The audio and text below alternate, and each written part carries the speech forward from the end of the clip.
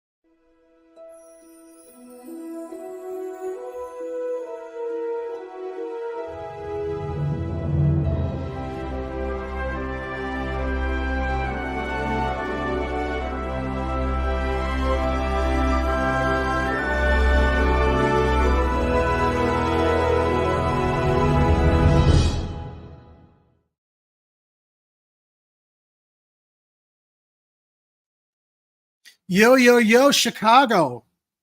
Welcome back to another Friday night edition of Chicago Corner. I hope you all survived the heat and humidity this week. I know it was pretty rough. I know there are not a lot of cooling centers spread out throughout the city, but hopefully if you could afford to run your AC 24/7, you've managed to survive. I'm here with, as always, the guy who really runs the show, Oreo. You want to say hello to everybody out there? Say meow. Yeah, and as if you know, Oreo's the show mascot and I guess executive producer. At least he thinks he is, the way he moves the camera around and jumps on my keyboard.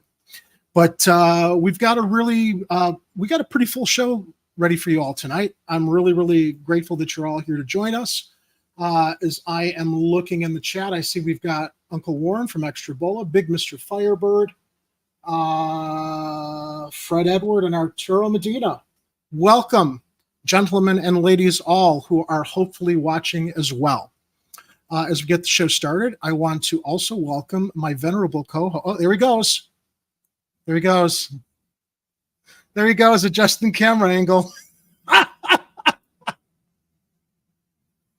He's got to have some creative input.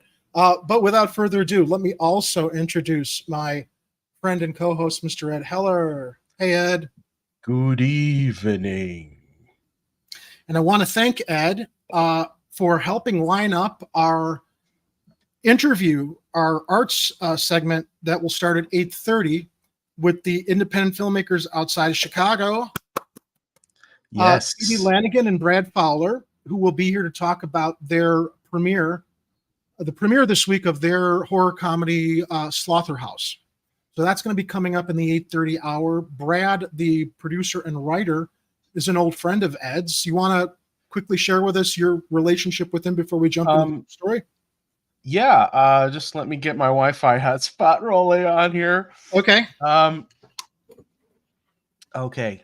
Yeah, Brad, early on in his career, was trying to be a stand-up comedian, and he moved from Iowa to Chicago. And at the time, I was living in Roscoe Village, and I was in need of a roommate. And so I looked everywhere, including Craigslist. That's where I found Brad. Craigslist. You've been best friends to this day. We've been really good friends ever since. He's moved around the country. He's been, doing all kinds of things. He was like, okay, comedy's cool. I want to be an actor. And then he acted in a few things. And apparently 7 years ago, he started writing.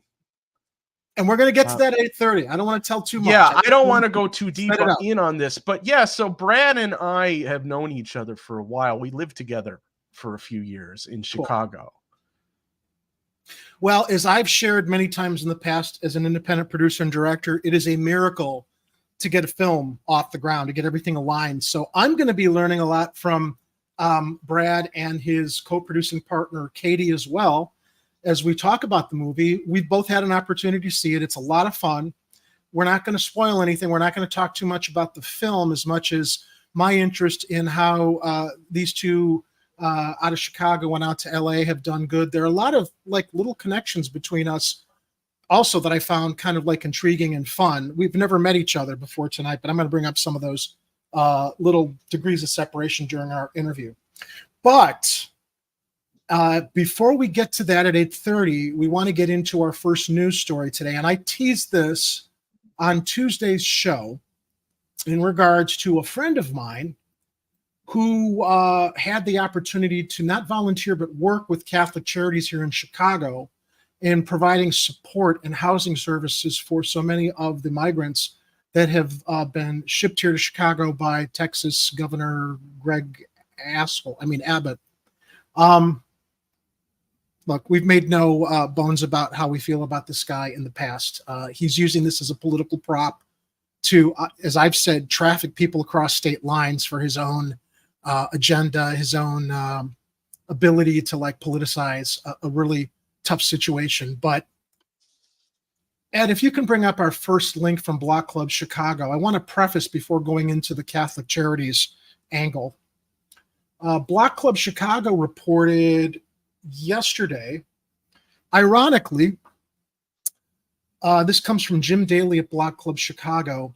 Migrants are to return to the West Side Police Station where sexual misconduct and sexual assault allegations were reported, despite the ongoing sexual misconduct investigation. Now, there are a lot of people on social media, Chicago Contrarian, who act like the police in the city of Chicago just can do no wrong. They were openly, people on social media have been openly mocking the claims that were presented several months ago regarding the allegations of these assaults, to the degree where it's very possible a 16-year-old migrant girl was, I'm going to say, raped and impregnated because somebody under the age of 18 can't give consent. Unfortunately, a lot of those allegations suddenly disappeared because those that made the claims disappeared. And I guess the CPD and those in support of CPD say, wow, they all disappeared. This was a made-up story. And COPE has had a tough time finding the people that made those initial, filed those initial reports and made those initial claims. But as Ed and I have talked about on this show, we're talking about people who are fleeing oppression in another country, who are used to corrupt law enforcement officials, worse than corruption we see here in the United States or Chicago. It's entirely possible anybody that made allegations could have gotten spooked, went underground, just decided, hey, there's no point in proceeding with this because clearly they're going to be maligned, marginalized, and perhaps they thought that there would be no justice for the claims that they made regarding assaults and the allegations. Now, suddenly, migrants are going to be returned to that West Side Police Station, despite the ongoing sexual misconduct investigation. The Town Hall District Station in Lakeview, where a similar misconduct allegation against officers surfaced in July, has also been reopened to asylum seekers awaiting space in local shelters. Now, I'm going to say this. I hope that these assaults did not happen. Although I don't know why anybody would spread that information, let alone claim that a 16-year-old migrant girl got impregnated. I hope the claims and the allegations are false. But if they're not, there's going to be a lot of egg on a lot of faces on CPD supporters on social media who think this is a big joke and that this was just a smear campaign against CPD, when unfortunately too often the bad cops show who they are, and unfortunately not enough of the good ones are able to like police within their own ranks. Because we've said many times on this program, we're not taking aim at all cops and saying all cops are bad, but unfortunately the bad ones are really bad. And, the good ones that are out there, Ed, Fraternal Order Police, Thin Blue Line, your thoughts? Yeah, I have a couple thoughts about motive here. I mean, first off, normally you don't expect people don't need to come up with smear campaigns for CPD because of all the real stuff that's happening. Yeah. But if someone were, you got to think, what's the motive? What would be the reason to do it? And the only one that I can think of off the top of my head would be if someone who's trying to get migrant support and into proper shelters was trying to accelerate it by making up a story so that they would get migrants who are staying in the police stations out of those shelters and into somewhere new. But not knowing where the somewhere new is, it's kind of a dangerous thing to do. There's also the possibility this story was spread so that when allegations maybe were proven false, it could shed a bad light or shed a bad public support or perception of migrants that, oh, they come to America and they make up these stories to malign everybody we look up to for law and order who are supposed to be there to protect us. I mean, there's that ugly side of it also. But that feels like too much 3D chess for law enforcement to do, or law enforcement supporters to do. It's like, why would you even go out of your way for all that much trouble when the situation is much better served by just helping people move along the process to get people into proper shelters. Yeah, I agree. Ed or Art mentioned in the chat, it's always going to be an allegation. There was no proof or evidence other than to create a rumor to bring attention to something else going on in the station, if anything was happening at all. Art, possibly. I mean, COPA's still digging and trying to see if they can find anybody to move forward with this investigation. It seems like it's a cold trail now, though. But, the irony here is that was big news about 2 months ago. Now they're moving migrants back.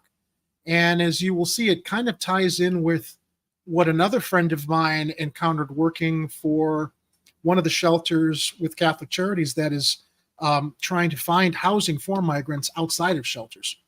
But back to the Block Club Chicago article, city officials quietly began housing asylum seekers at 2 local police stations again this week that had been cleared out amid sexual misconduct allegations against police officers. That they would put them back at the place that's still being investigated is also a little mind-boggling. But on Wednesday, Block Club Chicago observed more than a dozen migrants in a cordoned-off area in the lobby of the Ogden 10th Police District at 3315 West Ogden Avenue. At least 1 woman and 2 young children were among the people staying there. A tent was pitched in front of the station where a few more people sat in the sweltering heat. Asylum seekers also have been allowed to shelter again at the town hall in the 19th District at 850 West Addison Street in Lakeview. Mayor Brandon Johnson's office confirmed. It wasn't immediately clear how many people are staying at both stations. Because of the rising numbers and lack of space, the city of Chicago is once again utilizing the Ogden and Town Hall Police Districts, Johnson's office said. The city of Chicago is focused on the safety of all Chicagoans, including our new neighbors. We're committed to working with CPD to ensure there are protocols in place to keep new arrivals at police stations safe while they wait for more adequate shelter. Now, in July, the Civilian Office of Police Accountability opened an investigation after reports surfaced officers had engaged in improper sexual relations with immigrants staying at the West Side Station. That included claims that an officer in the Ogden district raped an underage, I'm glad they're using the right word, raped an underage female migrant, the Sun-Times reported. The agency notified the Chicago Police Department's Bureau of Internal Affairs, which began its own investigation. City officials moved swiftly the following day to move several people and their belongings out of the station. The Sun-Times reported at the time around 40 people were loaded onto 2 buses to be relocated. As the oversight agency probed those claims, another allegation surfaced of sexual misconduct involving a migrant and 1 or more officers in the Town Hall district. COPA Chief Andrea Kirsten said in July, asylum seekers also were moved out of the station at the time. In a statement to Block Club on Wednesday, COPA First Deputy Chief Administrator Ephraim Iadi said COPA is not aware, has not been informed, and has not weighed in on any decision regarding a return of migrants to the 10th District. So, wow, they weren't even consulted on this while they're still trying to sort through these allegations in the investigation. Kirsten previously said oversight agency officials have been unable to locate a victim in the sexual misconduct investigation, but the inquiry is ongoing, Iadi said. A police spokesperson separately confirmed the department's internal affairs investigation into the 10th District allegations is also ongoing. So we've got 2 ongoing investigations, and they're returning the migrants there. Ed? It's just we're just going around in a circle here, and I think you know what talked about like? this. This is a thing where there's a lot of things they could be doing right now that for some reason they're just they're either failing to act or not organized enough to do what needs to be done here, and also. There's a whole lot of empty, vacant buildings in the city that migrants could be and homeless people could be sheltered in right now. And they're just not even doing it. Do you know, I was talking with Ed off the show, and this will come up as we go into the Catholic Charities angle, that our own Governor Pritzker has been very much at the forefront of helping or, guiding support for migrants that are being brought here to Illinois. I think the Pritzkers own a lot of property. Not just hotels. I think the Pritzkers probably own a lot of real estate. So I'm kind of surprised and wondering, I'm sure there's a lot of empty Pritzker real estate space all over, I don't know, if not Illinois, the city of Chicago. I'm speculating. So in addition to, I don't know, maybe properties the Pritzkers family could provide. Yeah, there's a lot of empty property, a lot of empty buildings all across the city of Chicago that could be repurposed before shipping them back to a police station where, let's put the assault allegations aside. The cops have got their hands full anyway, just managing the regular daily business, let alone having to deal with migrants being in their front lobbies. I mean, they need shelter as much as homeless people across the city of Chicago need shelter as well. But without any consultation with COPA, this, you know what this seems like to me, Ed? This just seems hanky. What does that mean? It's hinky. Oh, strange. Weird. Why don't you say strange or weird? Or hinky, that has no meaning. Always say hinky. I don't want you guys using words around me that got no meaning. It is a little hinky. It makes you wonder what exactly is going on here. Are migrants being put back into these stations from other locations, or are these newly arriving migrants? Dude, are they being put back into a dangerous situation? Or number one, or put into a dangerous situation potentially for the first time, if the same officers who may or may not be guilty of something are still there.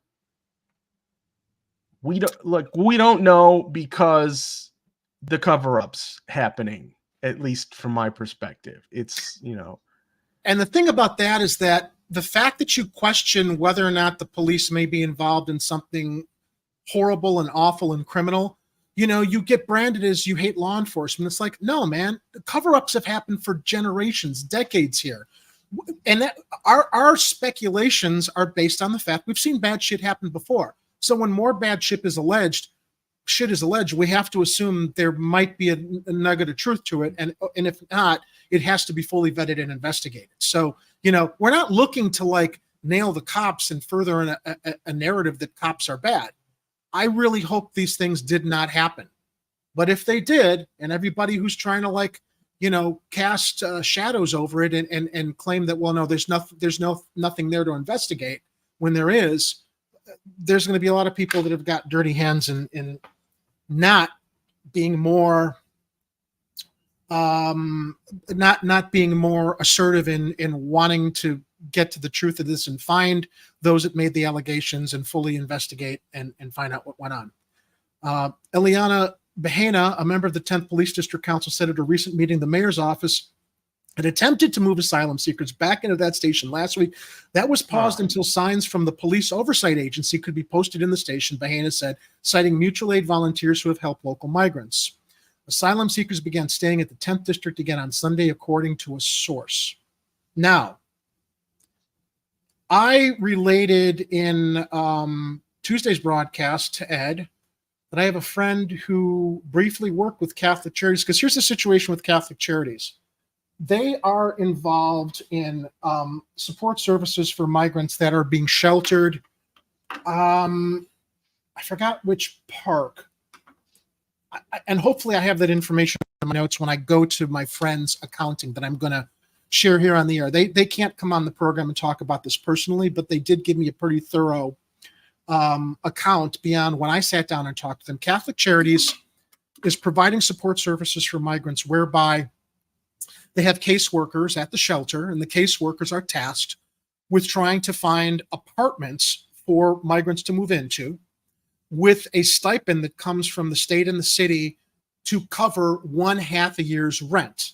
Okay, the idea is, let's say I'm the caseworker, I'm given 10 families, and I have to call apartments that I find online. I have to research available apartments, call the phone numbers, and see if the landlords will be amenable to providing a 1/2 a year's housing that is covered by the state and city, and I'm maybe guessing maybe federal funds, during which time the migrants have to find work and then support the rest of their rental after the first 6 months. Now, what's happening is so many apartments throughout Chicago are represented by apartment finding service agencies that there's one phone number that you call if I'm a caseworker, and they send the migrants out to go find apartments for rent, and they will collect the phone numbers. They will walk through the neighborhoods, collect the phone numbers, bring them back.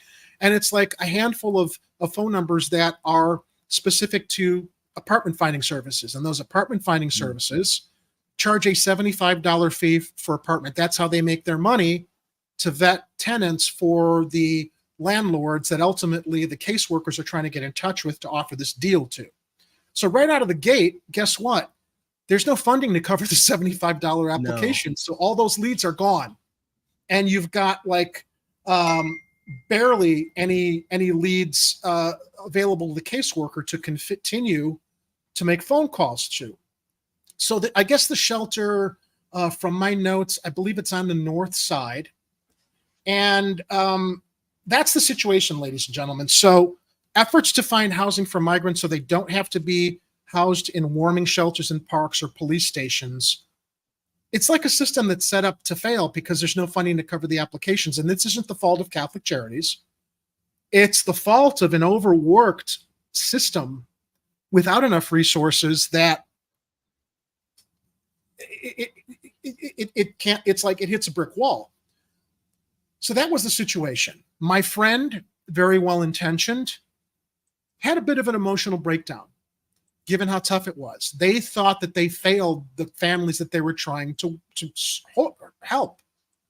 They were going out in the field. They were going out with the families. They were talking to landlords. And my friend also said that a lot of these apartments were shitholes that needed a lot of work, that didn't have running water. I mean, you can imagine, imagine in a movie where you see the worst kind of living conditions in slum apartments throughout the city. Those were a lot of the apartments that my friend saw that he was touring with families. And of course, the landlords are all excited to get that first 6 months, but guess what? The landlords do not have to keep the migrants there beyond that initial 6 months. So what if a landlord takes the money, houses them for 6 months, and says either they don't have work to pay the rest of the year's rent, or they just don't like them and they got their money and they push them out?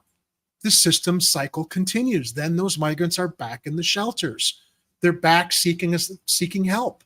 So the situation really doesn't correct itself. Now, my friend bears quite a burden of guilt because they were very well-intentioned and they wanted to help people. And I told them they need to kind of forgive themselves, because I think from my hearing their story, they did everything that they could in the time that they had there. They worked with other people that also felt that the workload was too much, to the point where this person, after another caseworker left, had 40 families, Ed, 40 families to find housing for.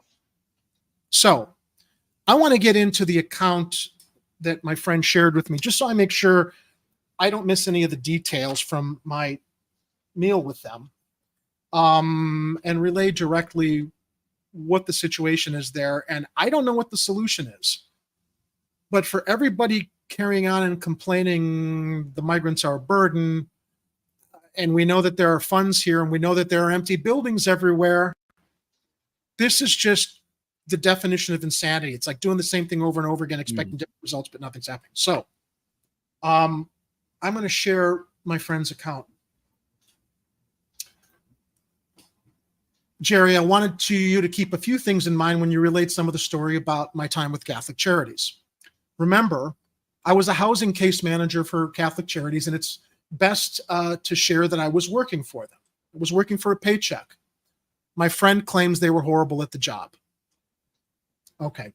I know this person. I think they're very earnest and heart's in the right place. And I think that is, again, the burden of guilt from feeling that they couldn't do enough. But my friend says, in fact, you might well describe me as a snowflake, so the audience knows I was totally mismatched with this job. That's debatable. They claim they were 100% responsible for their actions and choices, and this job was too heavy for them, and they weren't any good at the demands needed to make the program work. Again, debatable. Please explain that there has been success with the program. Families have been placed in homes, but the outcome of this is really in question, as I just stated. After 6 months, those families can lose that housing and be back into the system. What happens when this is set up for failure for not only the asylum-seeking families, but the people of Chicago? Number one, Catholic Charities were not the ones running the entire program. They were connected with other organizations that donate heavily to Catholic Charities, and this was a concerted effort by several organizations like the city and the state attempting all they could do to make the program work. So remember, everybody, this is best of intentions. This isn't pointing blame or, we're not here to, these people are trying to make a difference. Two, the program just doesn't appear upon a lot of thinking to be a solution to the entire problem. But even though it is a band-aid to a major crisis, it is the efforts Catholic Charities is attempting that should be clearly pointed out. There doesn't appear to be anyone else doing this. At the very least, Catholic Charities is helping. Three, the problem is worse in New York. Here in Chicago, some of the asylum seekers are in shelters, but realistically, these shelters cannot sustain them forever, which is why we see them being pushed back to police stations, where it's very possible some of them were sexually assaulted. Not laughing at the situation, just the absurdity of the circumstances. Remember, the program is called the Illinois Asylum Seekers Emergency Rental Assistance Program, ASERAP. It offers 6 months of paid rent to a landlord willing to give a 6, 9, or 12-month lease to an asylum family. A family would move in, and within the time the 6 months are being paid directly to the landlord, the families will be provided a budget plan so that they can continue to pay the landlord once the 6 months were up, with hopefully job opportunities they might seek and find. Now, number 5, attempting to find landlords willing to accept the program was difficult, at least for them. Many were unwilling because they would wonder how the asylum seekers could afford the rent they are asking for after the 6 months. The average 1-bedroom is over $1,000 a month. 2-bedroom is about $1,400. A 3-bedroom would be $1,800. Even with many people in a family working, of age capable of working, it is hard to find work without papers, and budgeting for food and living costs and rent is difficult. And landlords wonder about this and would rather want a tenant who is working, has a social security number, and is gainfully employed. Willing landlords are hard to find. So again, empty buildings, Ed, right? Lot of why? Look, great that you're providing an opportunity for landlords, but given how easy it is for the cycle to begin again, if the landlords don't want to keep them past the period they're paid, how is this solving any problems? 6, a lot of the apartments in the city are managed by realty companies or agencies. Rarely would you get a live person on the phone. You would leave a contact number and wait for a call back. If you did speak to a live person, you were directed to fill out an application for the apartment you're interested in renting. Normally, the application fees are $50 to $75. And this was money the program could not spend, especially since they would charge per adult credit check, application check for anybody living in that unit. This is the way these firms make their money, and it became an obstacle too. Many of these firms were not interested in the program. 7, we encourage the asylum seekers to bring back phone numbers for apartments for rent if and when they explored the city. They are free to leave the shelter whenever, but to check back by a certain hour. Many of the families in the shelter are working or are out looking for work. Not all of them, but a lot of them. If the seekers bring back phone numbers, it was usually a number already called, or an old sign, or another realty company looking to charge per application. The point was that having them bring us apartment information was also an obstacle and rather pointless because those leads were dried out. 8. Please, my friend, forgive yourself. Please understand I was no good at my job. I couldn't handle the heaviness of seeing all those families and not being any good at any effort I put into finding them homes. I couldn't hack it, and there were plenty of other case managers that knew what they were doing and getting results. I wasn't one of them. It was a bad fit, and I have no ill will towards Catholic Charities. They were supportive in every way, and I hate that I couldn't find a way to work with them without having a nervous breakdown. 9. Conditions at the shelter I worked in are basically the same in every shelter. All the families are crowded as best in a big space, but there's no privacy, a lot of noise, groups of people either outside or inside, and children everywhere. If you don't want to have your heart broken all the time, then really don't be around the environment like I was. See, my friend is very much of an empath. I can kind of relate to that. I think most of us can. It's just some of us have heightened empathy. Anyone who has worked a shelter and not be traumatized in some capacity. Okay, anyone who has worked a shelter and not been traumatized in some capacity is a liar. I wasn't made or built to be stronger, unfortunately. I did have a nervous breakdown, but a lot of it was because I was quitting a chance for me to do some good in this world, and I blew it. 10. A lot of the families seeking asylum are good people, and they came all this way through mountains and jungles and crossed dangers none of us will ever endure, nor, I would add, imagine. They deserve a lot of help, but it felt like they were being set up to eventually be homeless. Some will make it, but not all of them, and this will be a big problem for everybody in the long term, adding to our homeless population that's already out of control here. One last thing. Please make it clear that this was a job I was just not cut out for. Again, I'm not going to, it's debatable, man. Anybody that steps up to try to make a difference shouldn't be that hard on themselves, but I understand. Look, when you want to make a difference, when you want to do good, and it seems that everything is set up against you, that's going to really screw with your head even worse. So, yeah, I wanted to share what's going on there as we continue to question why is it that it's police departments warming or park warming shelters. I think that they were also talking about the armory in I forgot which neighborhood, schools.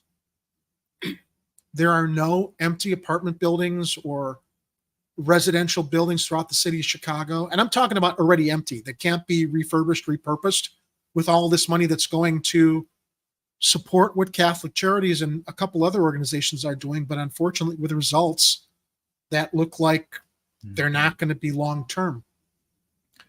Ed, I shared my friend's story. We've got a half hour before our guests come in. We could toss this around. What do you think? There's a whole lot to talk about this story and some of it we've talked about before, because we know that there's a whole bunch of vacant buildings in the city, and the problem is who owns them, who controls them, and who in the city or government is able to try and make arrangements to utilize them, and and what kind of eminent domain powers would city council or the mayor have in certain, let's say, like completely vacant apartments owned by maybe a foreign company or some other hedge fund or something, where all the buildings or all the units are empty, and they're not actually using them because they set the rent so high that nobody can afford to live there. But they don't care because they're waiting until everybody's priced out of their homes and they have no choice.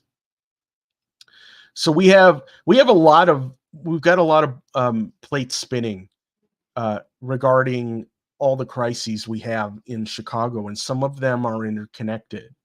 We have a homeless problem, we have a migrant problem, and they are a similar problem. They all need roofs over their heads. They all need a chance to try and survive and maybe thrive someday. So the question is anyone in government or any organizations around, or are there any billionaires? Yes, I'm talking to you, JB, who might be willing to step up and take it to the next step, because it feels like there's a lot of people in government right now, specifically Chicago and Illinois government, who are just trying to throw little bits of favors to their friends in certain businesses, and they're not actually trying to solve the problems. So we've got some interesting comments in the chat. I want to address them. So we have a new viewer. Welcome to the show, Throw. I haven't seen you before, but I appreciate you watching. Now they share. There's a litany of comments here from Throw. The situation is safe for no one, including the migrants, and the problem is also getting worse. Excuse me. Now Throw makes the comment on new arrivals. Maybe you should house them. Laugh my ass off. Are you talking about me and Ed? We should house them. Throw.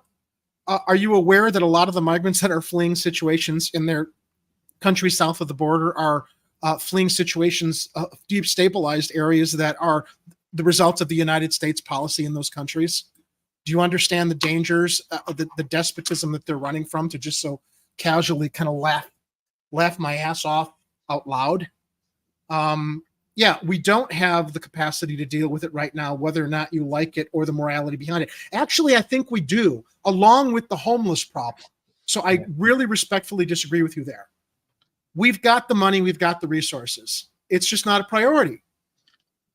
It's just not a priority because of the class war, the betters and the scum, the haves and the have-nots. Look, man, I understand your frustration. I don't know what class you are, but I think I come from middle class. I think Ed does too. And we're all being, along with poor people, all being pushed aside for the priorities of those at the top all the time. So when you say we don't have the capacity to deal with it right now, I call bullshit.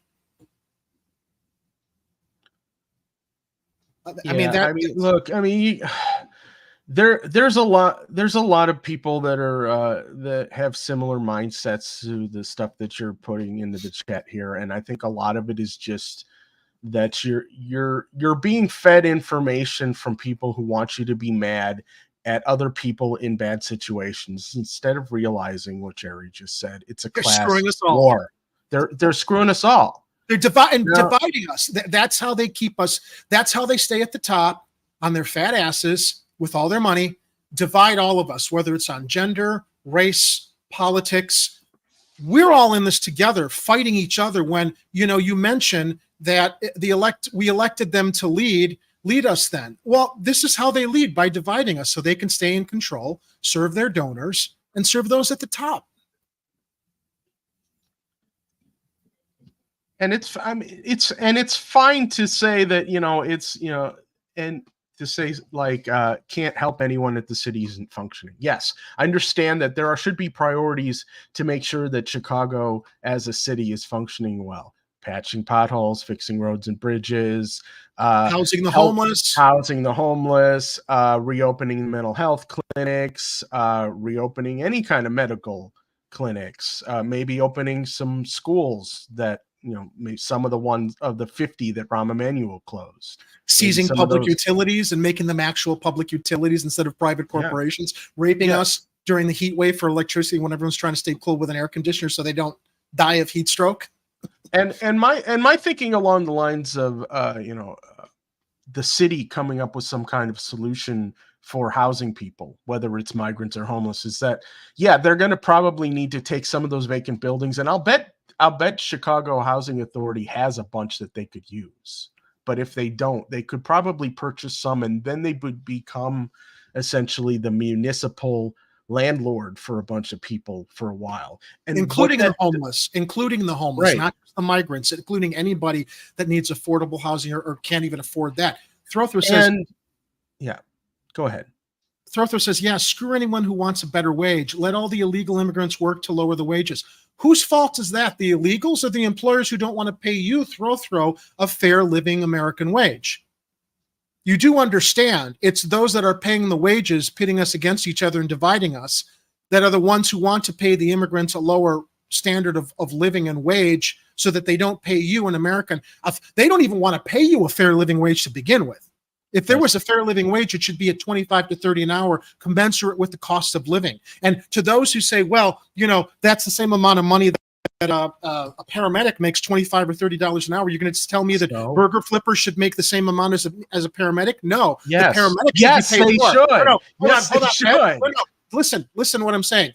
No, the paramedic should be making more money, okay? Because they're actually trained, okay? The point being, the starting should be commensurate with the cost of living. And if that's $25 for a burger flipper, so be it. What that means is that paramedics are underpaid. Have you looked at a medical bill? I had to be transported by ambulance to a hospital when I hurt my back a month or two ago. And my first question was when they wanted to transport me from the ER to another hospital, I'm like, I didn't ask for the ambulance. I'm not going to be charged for this. Because you know what an ambulance is going to cost? $500 to $900 to get you from here to here. Okay. And paramedics, look, they know their jobs. They're the intermediary to keep people alive before getting to the hospital.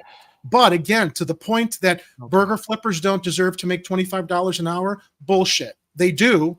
And those that are making $25 in specialized services like paramedics should be paid more. That's how they keep everybody fighting. Well, I mean, to the extent that people actually have to have a job to justify their existence, and that's a whole other conversation. Yeah, if you're living in this world where you have to work in order to keep a roof over your head and have a reasonable living wage, and I mean a real living wage, it's, like Jerry said, it's going to be, I think, at least $30 an hour, but a lot of people are going to go with the 25. I say don't negotiate from the middle.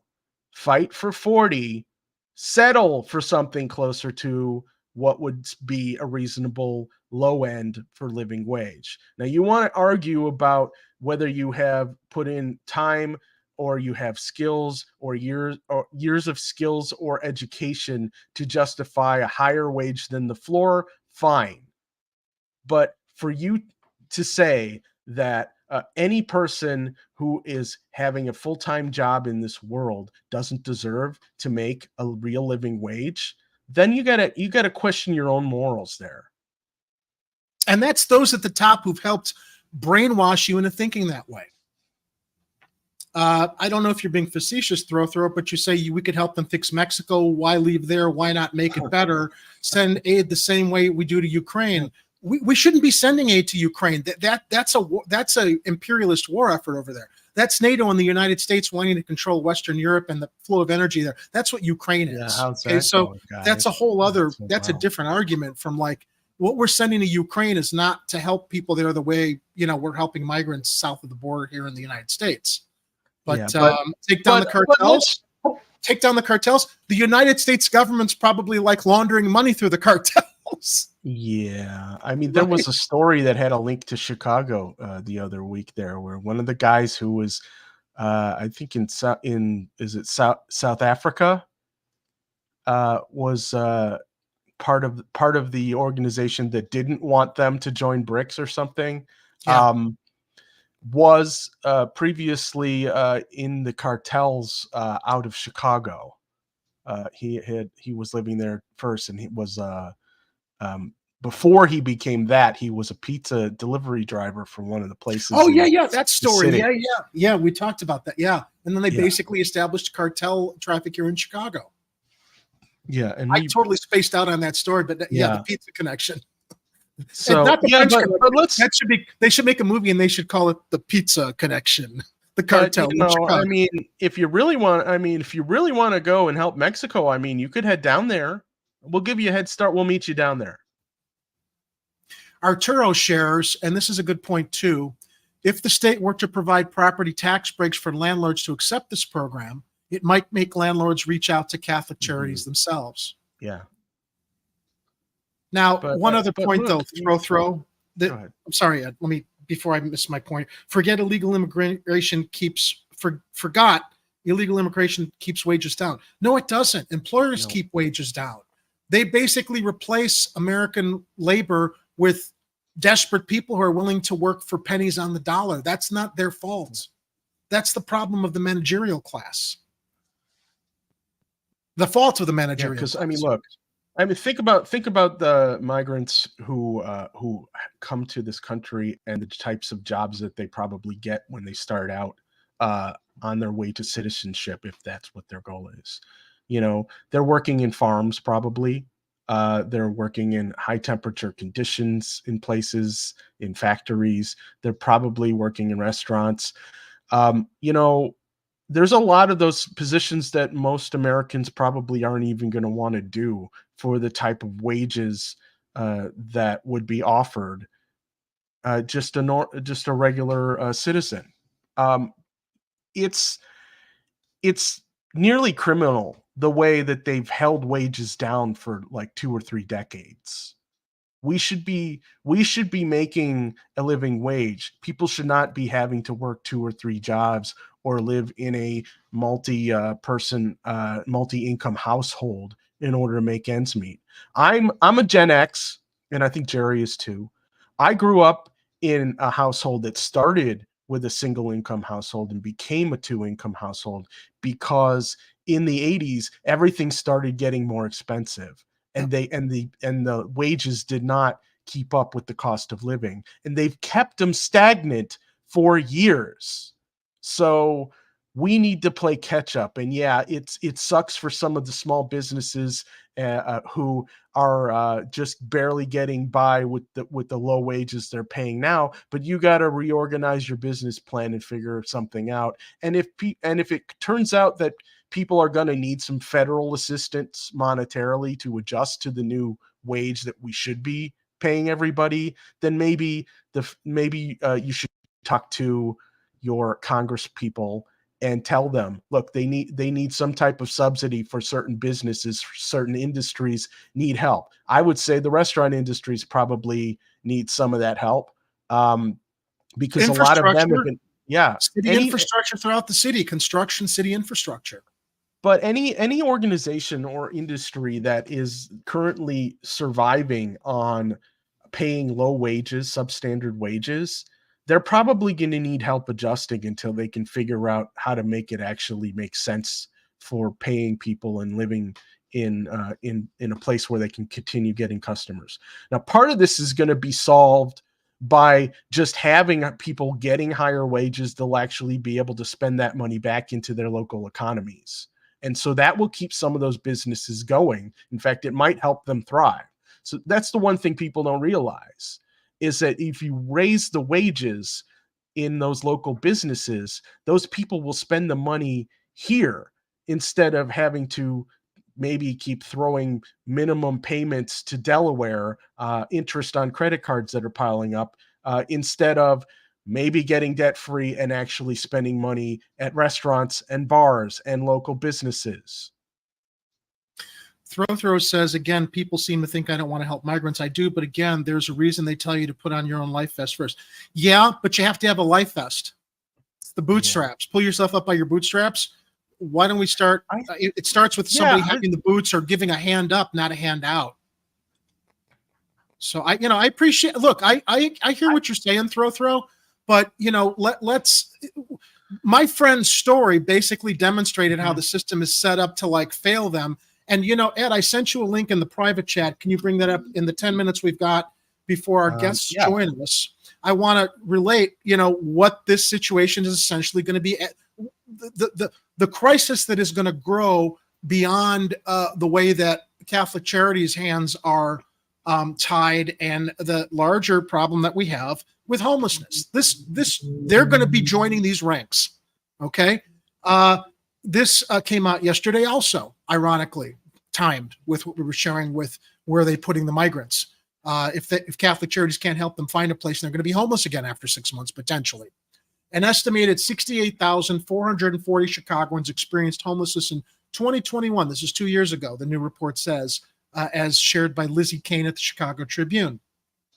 The number of people experiencing homelessness in Chicago increased between 2020 and 2021, according to a new estimate from Chicago Coalition for the Homeless. Now, the homeless should be served.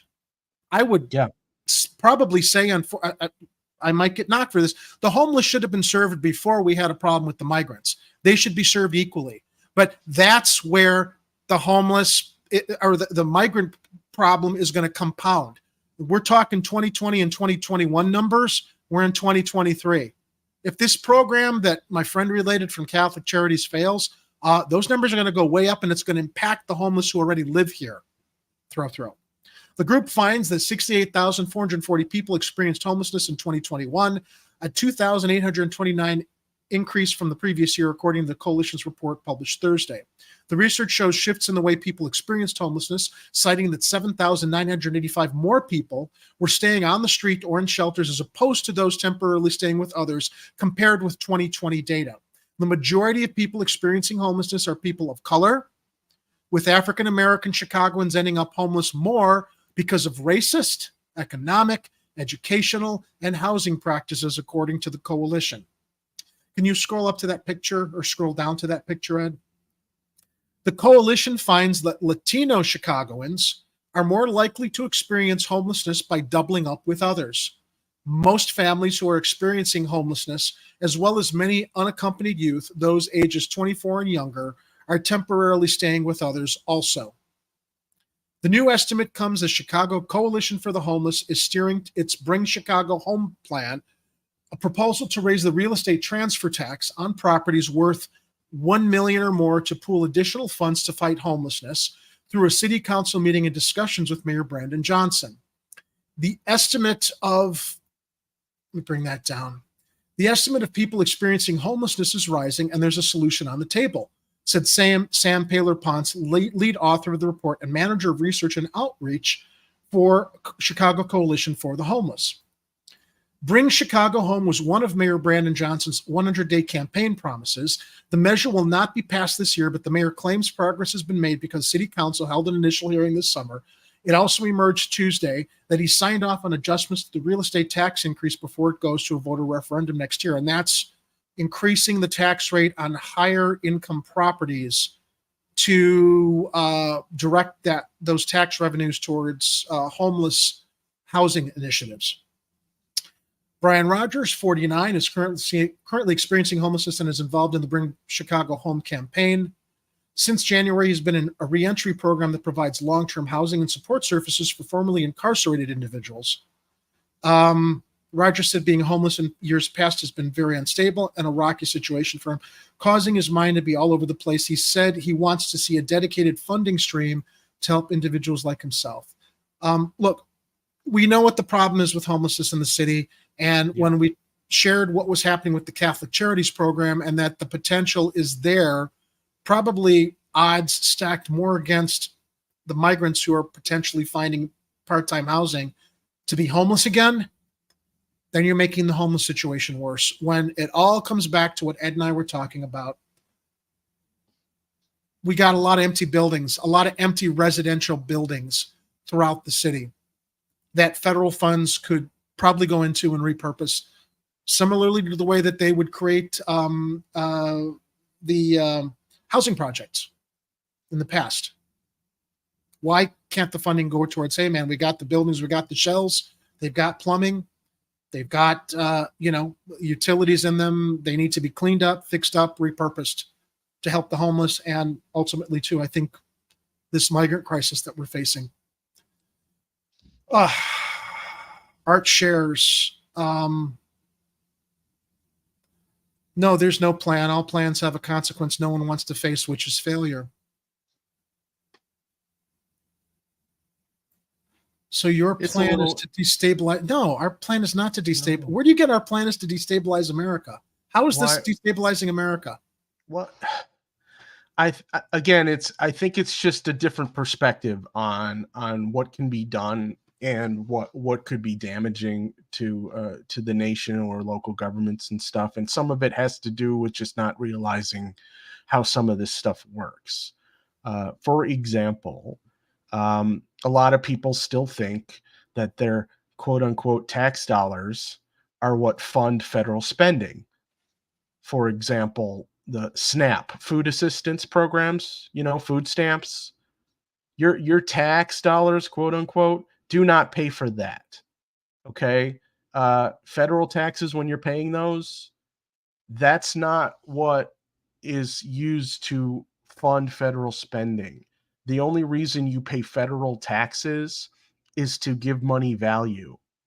Okay, yeah, and that's, let me just say this, Ed. Yeah. Because we're short on time before our guests are here. There's a whole video that Ed so eloquently shared, the myth of the deficit ceiling, and it's on our YouTube channel at Chicago Corner. I mean, it relates, Ed. I don't want to cut you short, but I know if you start talking about it, it's a rabbit hole, and I want to kind of tie this up before we go on. Art shares, but even if the resources are in place and the money was in place and the army of volunteers are in place, something always causes the good intentions to get effed up. And we can all agree on this. I agree 100%. They don't care about the poor. It's the people at the top, Democrat and Republican. Throw goes on to say, all I'm saying is we have to fix American inequality before bringing in more people. Before or together? I mean, yeah, we do need to fix American inequality. Unfortunately, that's an ongoing battle. We can't turn our backs on the other unequal people being brought in with the migrants because we haven't handled stuff before. And I would argue, I think there are resources for both. It's just, where's the priorities? Yeah, we can walk and chew gum, though. I think we're capable of doing that. We just have to have the will to do it, right? Yeah. Arturo shares, Jerry, a friend of ours, a teacher with CPS. I'm trying to read it, but Oreo has a room full of migrant children who are students registered for her grade. That's fine. All kids should be able to learn. That's a good thing, to have people who are willing to learn. They want to learn. They're migrants. Fine.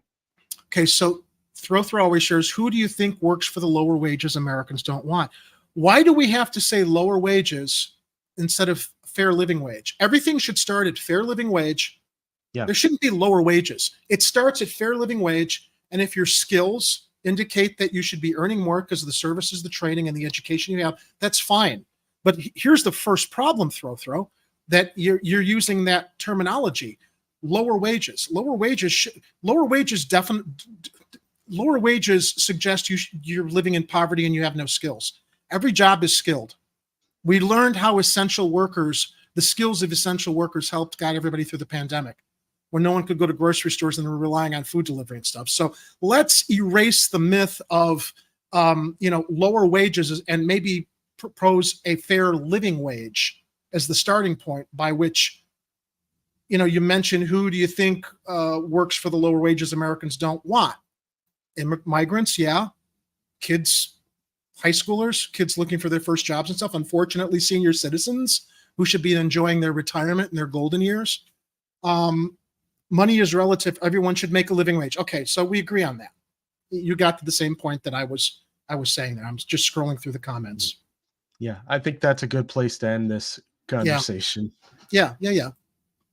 Definitely. And I think it was a good back and forth on what we're talking about here.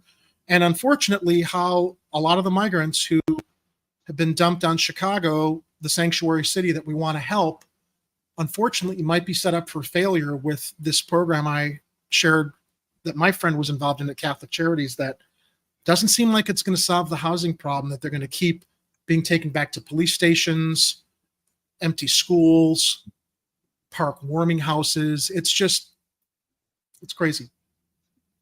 So we're coming into the 8:30 hour, and as promised at the top of the program, we do have some special guests waiting backstage now. I do see their cameras are logged in, but I'm not seeing video signals on yet. However, before we introduce our guests, Chicagoans doing good in the entertainment industry. This week, I will share Ed's screen here. Next Tuesday, actually, is the premiere limited release of the horror comedy Slotherhouse. Now, we had an opportunity to see a screener. That's one of the privileges of having shows like this. Very entertaining, very funny movie. I don't want to talk too much about it until our guests are here, but I also want to open up my notes on this end.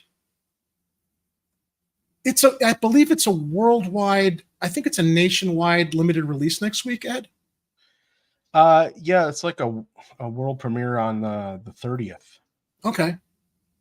And here in Chicago, remind me where it's going to be shown next weekend. It's a public screening. I think the one on the 30th is going to be AMC theaters. You can check the Slotherhouse movie website. I think it's in the show notes, and they'll have a link to find the theater where it's playing near you. It's also going to be in other theaters as well. So it might be, you might have a Regal theater. There might be, what's the other one called? Cinemark? Might be Cinemark, or the that new one that they have down at Wrigley. I forget what it's called. But regardless, I mean, you'll be able to see it. It's in theaters nationwide, August 30th. We will have the filmmakers on in a moment, but we would like to share a trailer for Slotherhouse before we welcome our guests. So here is a trailer for Slotherhouse.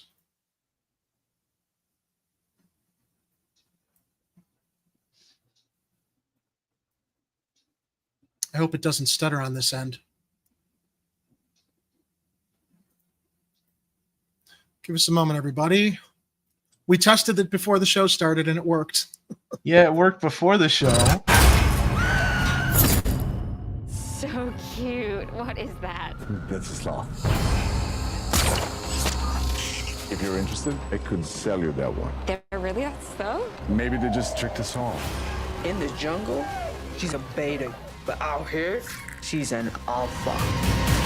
Alpha? It is a wild animal. You don't even know what it eats. Alpha?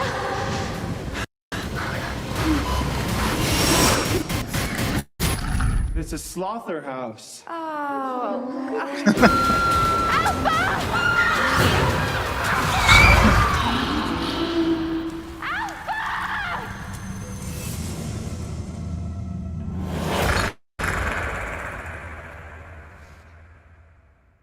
So that's in theaters nationwide next Tuesday, and I want to welcome to the program. Let me get the trailer image down. I want to welcome Katie and Brad. See how quickly we can add them to the broadcast here. And we got echoes. Okay. Let's see. That's probably me. That's okay. I think we're good now. Okay. We've got a second device set up. Got a second device set up. Computer. We're gonna now, have are you echoes, both? Are you both in the same location? Because if you are, that might be causing the echo. Yeah. Let's keep them on one camera here. I think we'll have cool. less We'll problems. keep you both on one camera. We tried to do the two, but we tried. Sorry. You know. It's all right. You look lovely together on one screen. This is Katie Lanigan and Brad Fowler, the producer and producer-writer of Slotherhouse. Now, Kate, she's here. Alpha is here. Appearance just from time to time. So I got to tell you, when I started the movie and I saw Alpha, first of all, kudos for doing practical effects with a practical effect animal. Immediately my mind went to the gopher in Caddyshack and Groundhog and Groundhog Day. And then as the movie went on, Gizmo in Gremlins. But you didn't engage in any CG. It was pretty much, well, here's what I'm going to say. I stopped the movie before the final 15 minutes because I want to save something for myself when I come to the screening next Tuesday. Oh, so I don't think you did any CG in the movie. And Alpha, I think Alpha's going to be, I think Alpha's going to receive a cult following maybe like Chucky or the Groundhog in Caddyshack, or I'm sorry, the gopher in Caddyshack. So fingers crossed. That was the plan. And you're definitely hitting all of our sort of things that we're sort of inspired by, you know, obviously like Gremlins was a massive inspiration for both Katie and I. Chucky is a great one too, because if you really think about it, Chucky's absolutely absurd, but super fun. You know, it's like Chucky was awesome. Chucky came out in the 80s. Garbage Pail Kids and Cabbage Patch Kids were big in the 80s, and it latched onto a trend. So we hope that what you said is all. We hope that the audience agrees with us. Well, in the same way too, you know, that like similar with Chucky, right? Like who knows if Chucky would have happened if Cabbage Patch Kids hadn't have blown up prior to that. Yeah. And there's a huge phenomenon that's happening in culture that has been happening really since 2015. We did a lot of like data mining and research actually into slothdom, which is a whole thing in and of itself. And what we found is that people love sloths. Yeah. And they've been loving sloths for a while. So really what we were hoping to do with Alpha was to create sort of this iconic modern horror character that personifies something that people are familiar with and they love, but they've never been able to put a name on, right? So we hope that Alpha becomes like the Mickey Mouse of sloths. Except murderous. Well, and evil and conniving. You found the perfect animal, because the sloth's markings almost make it look like it's a skull face. Yeah. And that was perfect. That's the first thing I noticed when the movie started. I'm like, sloths, they're all cute and stuff. But then it's almost like a death mask. Yeah. And I did some research. I came across a website that said sloths can seem cute and friendly, but if provoked, they can be dangerous. According to AZ Animals, if left alone in their natural habitat, sloths do not pose a threat to humans. Sloths who become agitated or feel threatened may use their teeth or long nails to cause pain. Sloth bites are nasty and can become infected easily. Now, let me give a quick little rundown, just the pitch for the movie. Beyond the trailer. It's senior year of college for sorority sister Emily Young, and for the first time ever, Sigma Lambda Theta is having elections for who will be president. Wanting to have a killer year, Emily Young realizes she might just be the best option for her sorority. While beginning her campaign, she finds an adorable sloth that steals her heart and soon realizes that she just might steal the hearts and votes of her sorority sisters. And when bodies slowly begin to pile up in the Sigma Lambda Theta house, Emily and her sorority sisters realize the deaths are being caused by their new house mascot, the cuddly sloth Alpha. Will Emily and her sisters escape the house with their lives, or is this death sloth with 3 razor-sharp claws too quick for them? I love the tagline, because it's a sorority and everybody's like looking to rush the sorority. Don't rush, die slow. Got a perfect marketing campaign for this. Everything connects. We've had fun with it. We've had fun. Yeah, it took a lot of work, I can tell you that much. One of the other things that struck me when I was watching the movie was that, wait, let me look at my notes, because I've got a lot of notes as I was watching this here. Okay, specifically. A year ago, so you've been working on this for 7 years. My first thought before I realized, Brad, you'd written this came up with the idea 7 years ago. Last year or a year before, a movie called Cocaine Bear came out. And I thought, this might be like trying to like capitalize on that genre of like crazy horror comedies with an animal. But you guys have been developing this longer than it probably took before Cocaine Bear maybe went into development. So this seems to be kind of perfect timing for that. Yeah, I mean, the truth of the matter is, Katie and I, you always hear support independent cinema. You don't get more independent than what we did. This is 2 friends that sat down with a stupid idea and worked our asses off. And we didn't have the ears of, Universal Studios or any of the big ones. We were able to get a couple of friend of a friends who, said they put it in the hands of so-and-so, which may have happened. But we didn't have the backing of the studio that would have expedited this.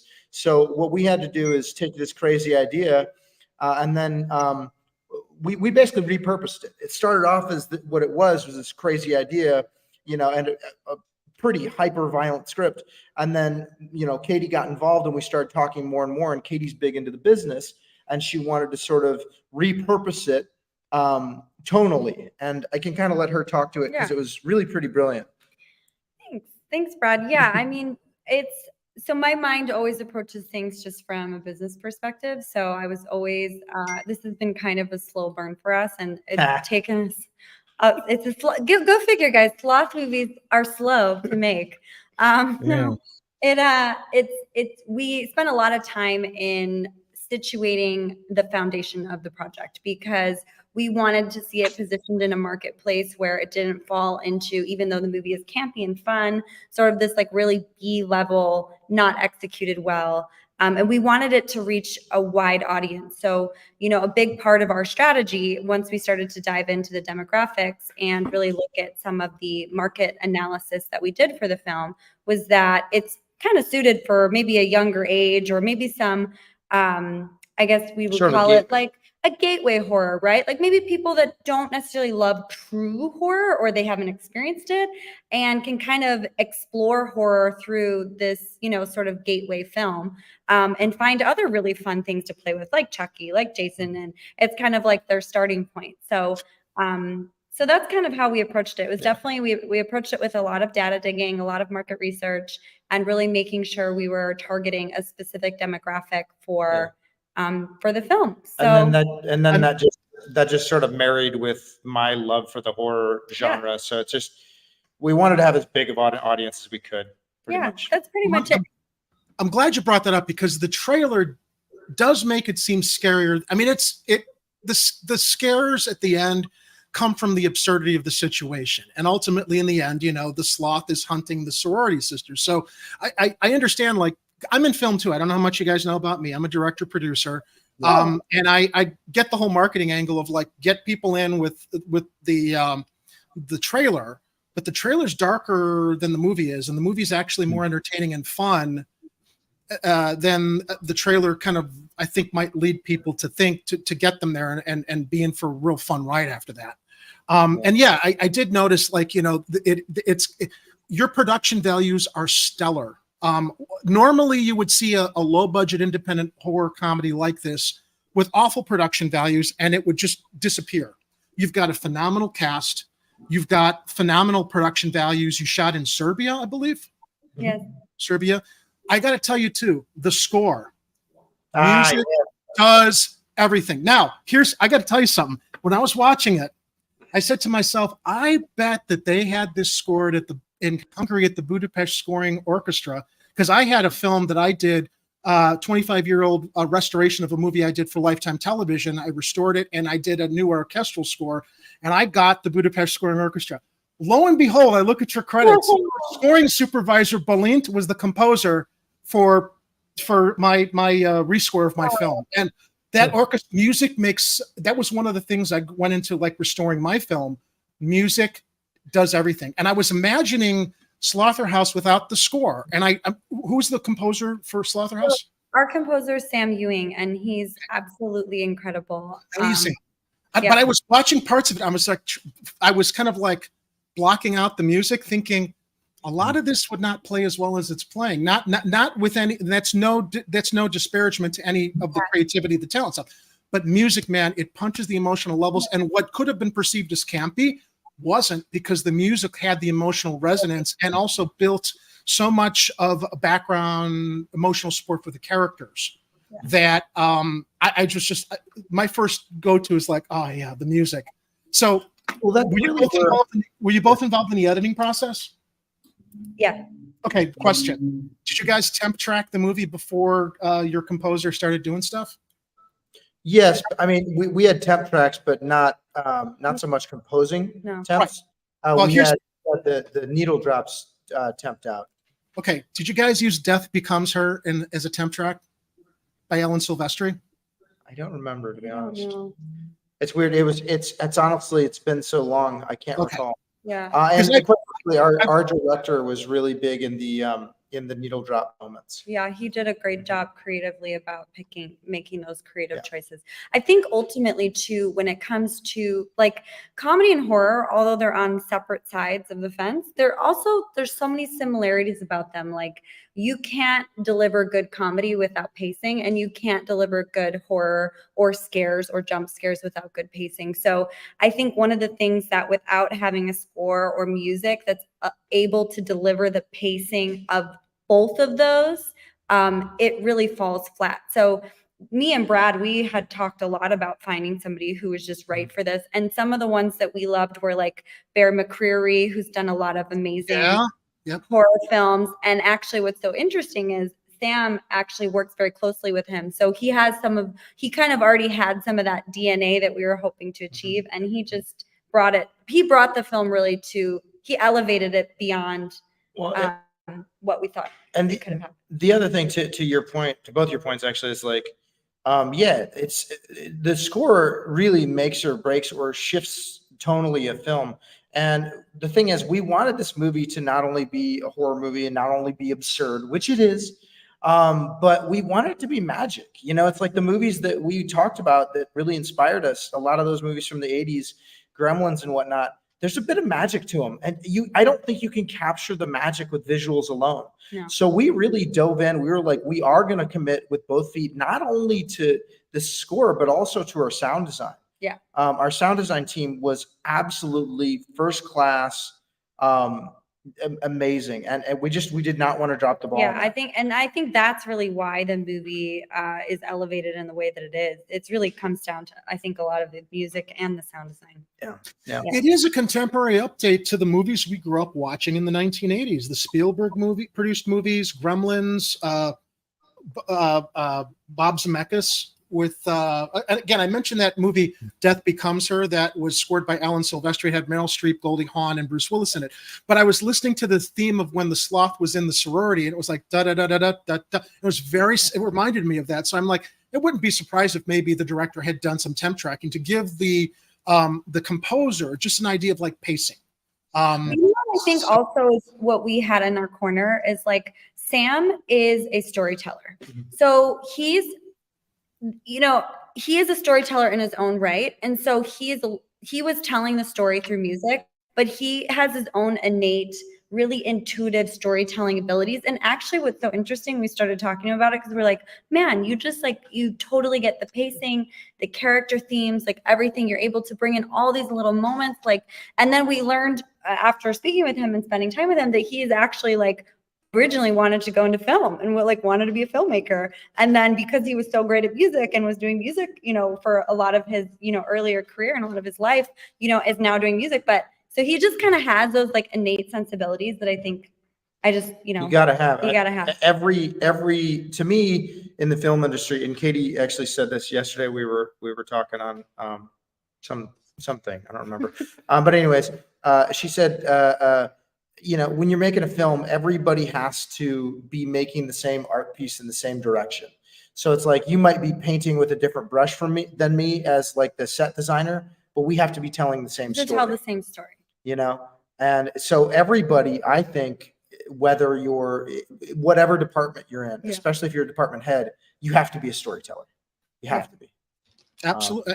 But I again give you a lot of credit because a lot of indie filmmakers do not recognize or understand the importance of music. And I do think, I don't want to say it made or break the movie, but man, did it enhance it. And I just thought it was kind of cool. The little connect. I went out to Budapest for a scoring session. It's just magical when you're in the scoring session with the orchestra, with a real orchestra that's creating the music there and the emotional stuff.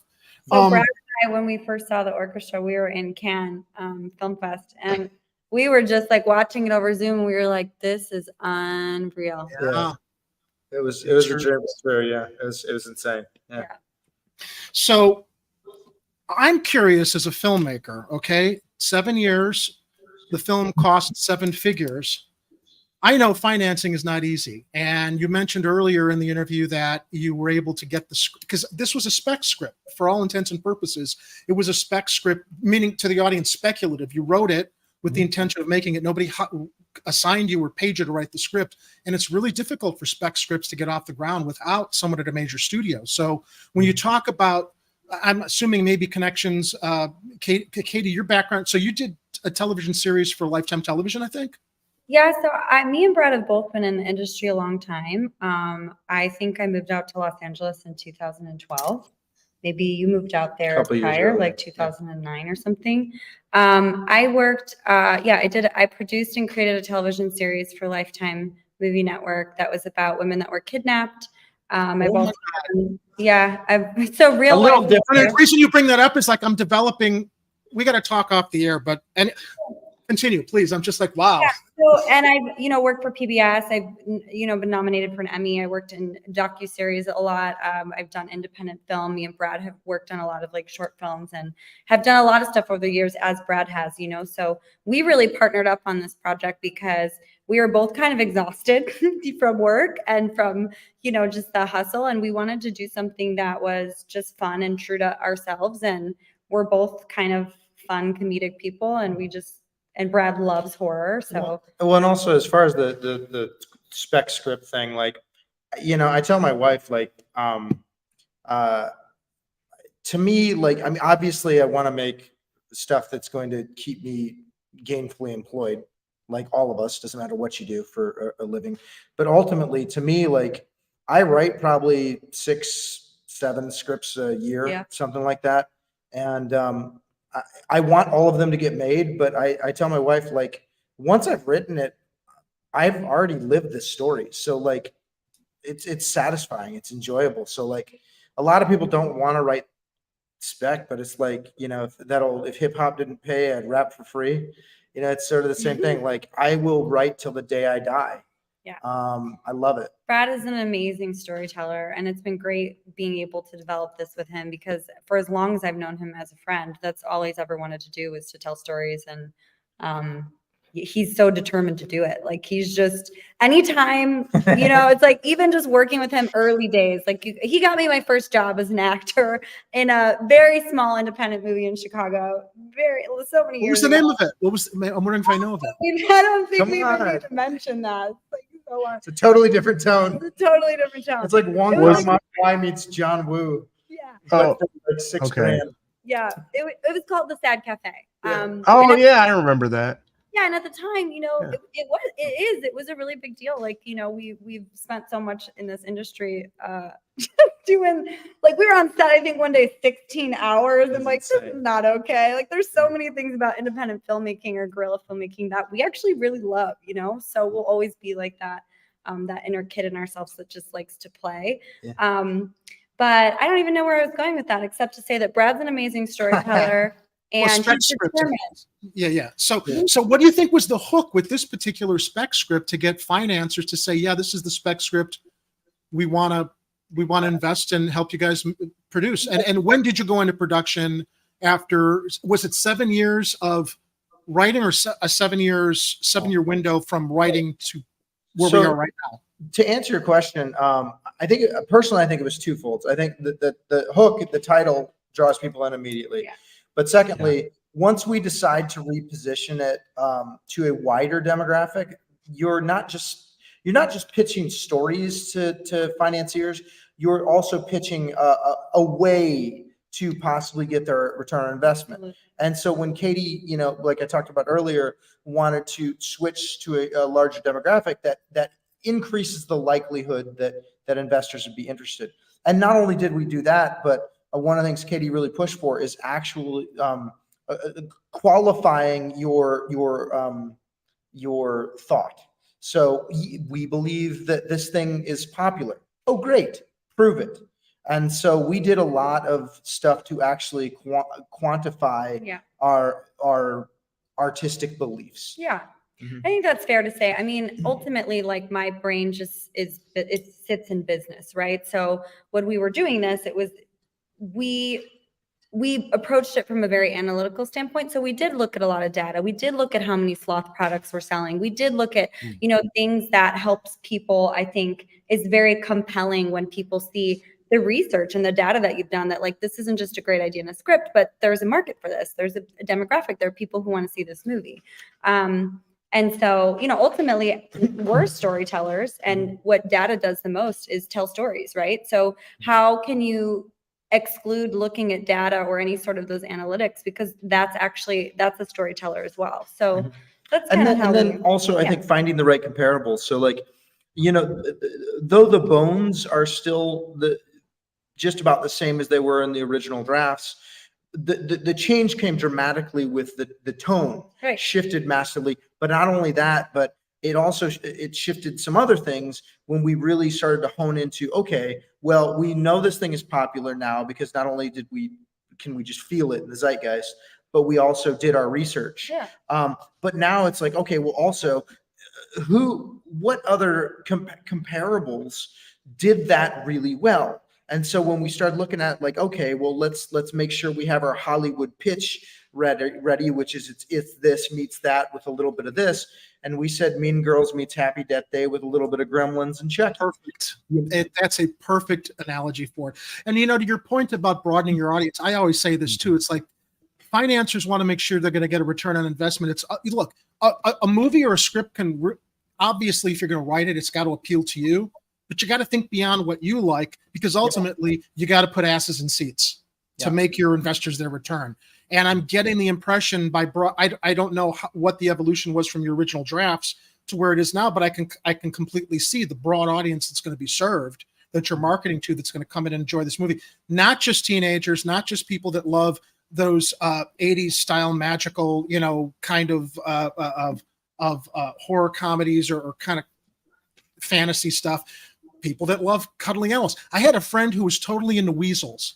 She had 6 weasels. And, you know, they've got sharp claws, and there's, you know, an album called, you know, Weasels Ripped My Flesh. And as much as she was into the weasels, it's like, those are dangerous animals. And I'm thinking like this whole idea with sloths and the claws and stuff, you're appealing to so many different demographics that are going to look at this and say, oh, I like funny, cuddly animals, even if they become deadly. Oh, I like the elements of like Happy Death Day with like the young girls and the sorority, the Mean Girls, the comedy from that. I just applaud you both for like figuring out how to really reach a broad audience, to also encourage people to come out to the screening next Tuesday. That's happening here in Chicago. Which theater is it at? I don't have it. On Wednesday, so you guys will be at the premiere, which will be fantastic. Yes. But on Wednesday, the movie premieres nationwide, over 500 theaters, and AMC, Regal, Cinemark. You can buy tickets on www.slotherhousetickets.com. Or Fandango. Also that. Or if you just go on the AMC site, you can also find it directly through any of the theaters as well. And Alamo Draft House. Ed, you were looking for that when we were Yes, thank you. Thank you. Alamo's great. But we would love the support, because, you know, we'll stay in theaters if people buy tickets, and we don't stay in theaters if people don't buy tickets. Yeah. And then Daddy's got to go get another job. Yeah. Well, you'll also, I mean, yeah, I hope you guys are in theaters for a while, but luckily for independent filmmakers, we've got all the other platforms, streaming, video on demand, hopefully physical media also. I'm also curious, why is this choice? Well, actually, I have a feeling I know what the answer is, but you tell us, why Serbia? Why shoot over in Serbia? Oh, why Have not? you had the cheese? Amazing. Irakia? Woo. Yeah. Well, I also saw I know that probably it had a lot to do with being able to keep costs down, because it is a little bit more affordable to make movies in other countries. So, but I wouldn't have known it was shot in Serbia had I not seen in the end credits. It looked like it was a sorority on an American college campus somewhere here in the United States. Yeah. So okay. So our little catchphrase for that is, you know, we shot an Americana film in Serbia using British actors because no, we just wanted to make it harder. And we're like, you know what? Let's also do a puppet. And let's make sure it's during a pandemic. Yeah, let's do it during the height of COVID. Yeah, let's just take on all that. No, It was our executive producer at the time. It was our executive producer's suggestion. He had some relationships over there, some inroads, and so that's how we first got introduced to the idea. Obviously, the cost savings as well. There was a really good tax incentive, and me and Brad have always wanted to shoot internationally. I think that was always a goal for ours. We'd done a lot of stuff domestically in the States, and this just kind of seemed like kismet. And I had a good family friend who's Serbian. I was going to say very Serbian, but if you're Serbian, you're already very Serbian. At least double Serbian. Everybody's right now. Well, I didn't mean to infer that it's not a good idea to shoot in Serbia. I was just kind of, I was curious, you know, from a logistics standpoint, to have people go all the way over there. Beautiful country, great support services and stuff, and probably also, you know, it helps an indie budget. I would say this much though, you know, for independent filmmakers that are doing this, there are massive benefits to doing it. But if you've never done it before, it's very wise to have good guides to get you through. Yes. Because obviously you go over there because there are benefits, and the quality of crew is amazing, unreal in some of these countries. Serbia was absolutely a quality, unbelievable. But the thing is, you are going into another country. And so if you don't have a good guide, it is challenging. Well, and we had a great, like our production partner there, Toki, Milan Todorovic with Talking Wolf Productions, was an incredible partner. Oh, we couldn't have done without him. We could not have made this movie without him, and the Serbian people. You know, it's like so many amazing artists and craftsmen that, you know, were from there, put so much into this film. Without them, it would not have the same look, the same feel, the same heart, really, to what it is. So we are looking at doing more movies there. We loved it. We had such a good experience. When you get to find out the rich history of a country that you wouldn't necessarily just pick up a globe and go, okay, where am I going on vacation? Boom, Serbia. We got to spend 4 months there. It was unreal. The people are amazing. The food. I mean, it was amazing. It was wonderful. Yes, if you get a chance to shoot internationally, I'd say do it, but definitely make sure that you have some producer who has done international production and has a good relationships. I recall, I wish I could have stayed longer in Hungary, but the brief time I spent there just to participate in the scoring session, it was just magical. I get what you're saying. Two of my other, you guys are getting really good advanced buzz online too, which I'm very happy to see. A lot of the different film, horror, and comedy websites are, you know, they're kind of setting up, well, do we really need another like horror comedy with a fuzzy or an animal or something? I think they were going off of Cocaine Bear or Winnie the Pooh, Blood and Honey, and they're like, yes, we do. And they're extolling how much they're looking forward to it, or there are some sites I think that have reviewed it that have seen the movie. So I think you guys are going to be, I don't want to say a cult classic by virtue of like having a limited following. I think you're going to have like a big cult following with this for those that discover it. And now I didn't see the ending, so I don't know if it's possible for a sequel, but kind of in the mindset of future projects, I was curious to know what's next for you, each of you. Well, we don't want to some of the soup we can't give away, but there are quite a few I can say. We've got quite a few built up. Let's put it that way. We have an arsenal, little arsenal. In the 7 years, it wasn't just this project. Yeah, we've been working on a lot of other stuff as well, but from incubation to now, it's been 7 years. But we've, as a company, we've created a whole catalog. I guess that's the best way to say, of projects that are in various stages that we're really excited to kind of springboard onto. And there is a possibility you may be seeing more of Alpha as well. So I do really want to do my Korean revenge story at some point. My love letter to Old Boy at some point. I'm hoping I can do that, but I don't know. When? Who knows? I did not want to dominate the interview as much as I did. It's just because I'm in the same I have the same background as both of you. I felt like obviously very kindred spirits to what you've done, knowing the challenges which you've accomplished. But Ed, you've been quiet. I've been trying. It's difficult running a live stream when you're in two different locations because there's a little bit of a delay, and if I want to interject, I very often find myself stepping over Jerry when he's still talking, and I don't like to do that. So, but I had a few ideas. First, I think if Slotherhouse does well, and I think it will because it is the comedy horror killer sloth movie of the summer. It's Sloth Girl Summer, Ed. It's Sloth Girl Summer. Yes. I think a sequel would be in order, and I would call it Slotherhouse 5. We've heard that's definitely something. Let's put it this way. In 7 years, we have definitely explored that over coffee. Just really briefly, I'm thinking time travel. That's I mean, if anyone's familiar with the Kurt Vonnegut novel, this guy basically is traveling through his entire lifetime. He's jumping around like I don't know what he's jumping around like, but it's like he's traveling through his entire lifetime, just like jumping around indiscriminately. And so, what if you had a killer sloth doing that? Hey, you know what? There was a time travel element that was added to Happy Death Day 2 that I didn't see coming. Mm-hmm. Well, I'll tell you this much. The thing that both Katie and I really love about this character, And just to me, horror movies in general is like, I want characters that you start to play with after you watch the movie. Like Ed's talking about that. He's literally imagining his own version of the story. And that's what I did as a little kid with Freddy Krueger. I wish I had a little Freddy Krueger action figure that I could have had killing off my G.I. Joes. They didn't have it at the time. But in my head, like it wasn't just the Nightmare on Elm Street movies. It wasn't just the Child's Play movies. It was those movies plus what I used to imagine when I was playing. And like, that's what we'd love people to do that in their heads with Alpha. And that's why we do sort of go absurd and because we want it to be like, hey, this is a fun character in a fun world. Go imagine yourself too. Play with it. Play with it. It's like it's a cuddly, fuzzy predator. Yeah.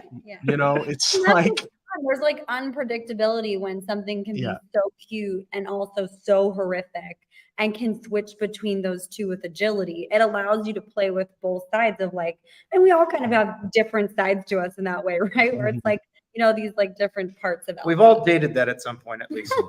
Yeah, and what I liked about the movie is that I was like, you know, Brad wrote this.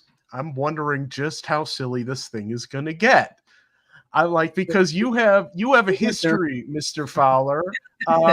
You came to Chicago thinking you were going to be maybe a stand-up comedian and an actor, and you have done those things. I have, and I'm like, he's probably, I would say, almost as crazy as I am with the humor, and he could go anywhere with this.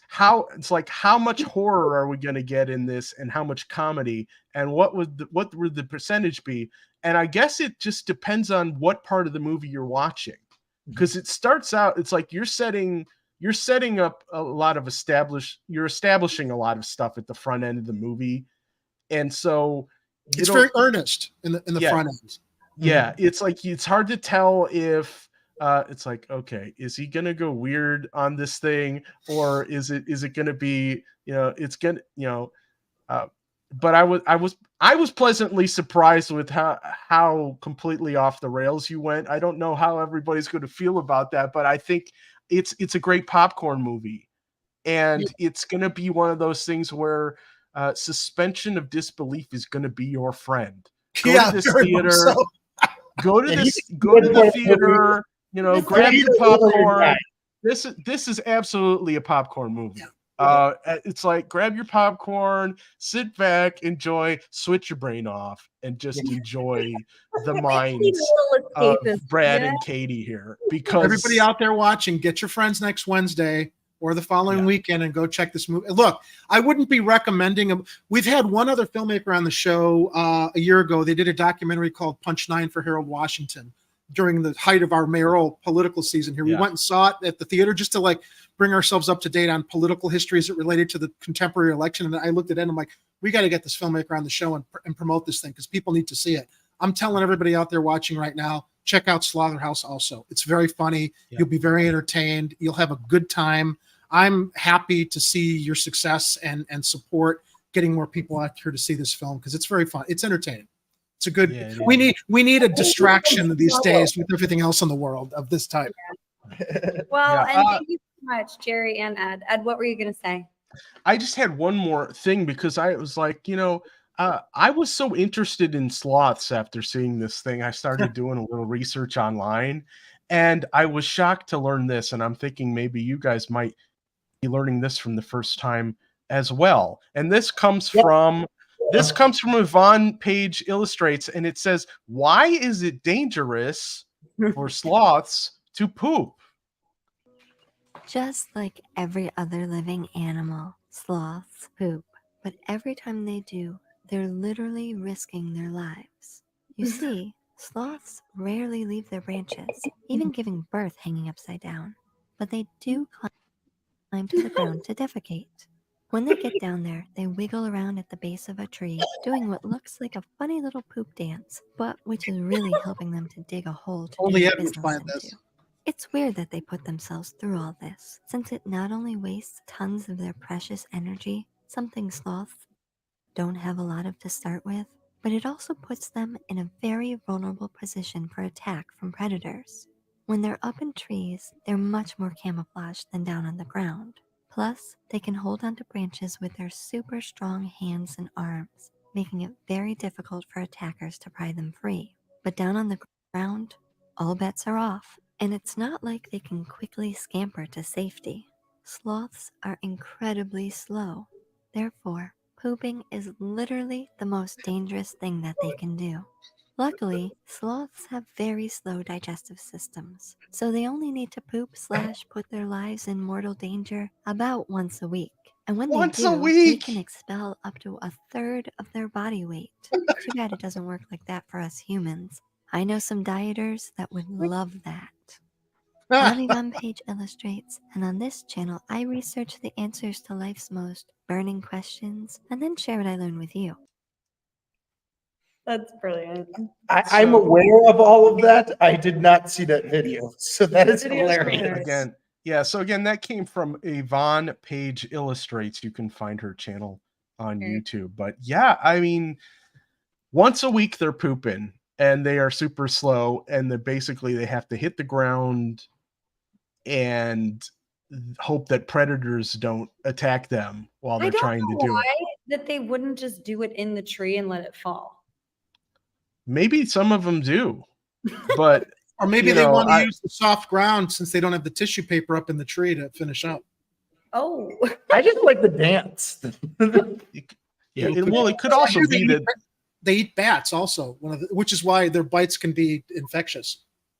Well, she had another video said that their main diet is leaves and twigs and some bugs. So they don't actually take in a lot of calories, but that's part of why they move slow, because they really don't have a ton of energy to expend. So anytime they do anything that requires any amount of effort, that is extremely difficult for them. So going to poop apparently is one of those things. Well, it also depends on if it's a two-toed or a three-toed sloth. We definitely did some research on it beforehand, and then we also got to meet a two-toed sloth as we were sort of building out the, or at least when we were working with the effects company to start to conceptualize the puppet build. And we found out like it's really incredibly hard to find a three-toed sloth because their diet's even more limited, but there are some two-toed sloths. I forgot one other reference when you're talking about the sloth puppet. Well, I mentioned the gopher from Caddyshack, the groundhog from Groundhog Day, Gizmo from Gremlins, but also mix all that up with a Muppet. A Muppet. That's kind of what Alpha kind of. It was a combination of all those things in a Muppet. The way he kind of cutely moved around like a Muppet. We did all our research for this interview. We did interview. Well, and I'm sloths and all this other stuff. And I'm glad you went with the three-toed also, because it kind of reminds me of Wolverine. And that's going to be huge when that Deadpool movie comes out. Well, and also you guys notice who was voicing, well, I mean, well, I don't want to give away much about the movie. One of the characters in the movie is the voice of Colossus in Deadpool. Yeah. Oh, I didn't know that. No kidding. Okay. He's a really well-known Serbian actor. Stefan Kapičić. Wait, was he the person in the beginning that the main character got the sloth from? The butcher. Yeah, he did. Okay, that was okay. I didn't realize that. Okay, cool. That's a fun fact. Yeah. Well, is there anything else you two would like to share other than making sure we've covered everything, and we hope that people recognize the entertainment value coming out and seeing your film next week and beyond? I would just say, come on out, enjoy it, have fun. At the end of the day, we wanted to make a fun movie. Horror should be fun, and we also wanted to make something that you can bring your teens to. You can. It's family. It's family friendly. Maybe even to 10. I would say like 10 or 11-year-olds. Yeah. And plus, you're talking. It was interesting, Katie. You mentioned earlier. There is kind of a balance between horror and comedy, and because you need to give your audience when they're watching horror a chance to catch their breath and laughter. Kind of, the best horror can kind of come from. Even in the original Jaws. Remember when Brody's like, throwing the chum out the back there, and it's like, and then suddenly the shark comes up, and then you gasp, but then you laugh at Roy Scheider's response, like, Jesus Christ, what did I just see? It's like the ability to like kind of release your fear with a laugh is how you balance that really well. At Also the end. disarms the audience. You know what I mean? Exactly. You know, if you wanna cry as an actor, don't think about something sad. Think about something happy and take it away. Yeah, You know, yeah. It's a similar concept. You know. Yeah. Good lesson there. And Ed makes great pizza. Yeah, No, we know that.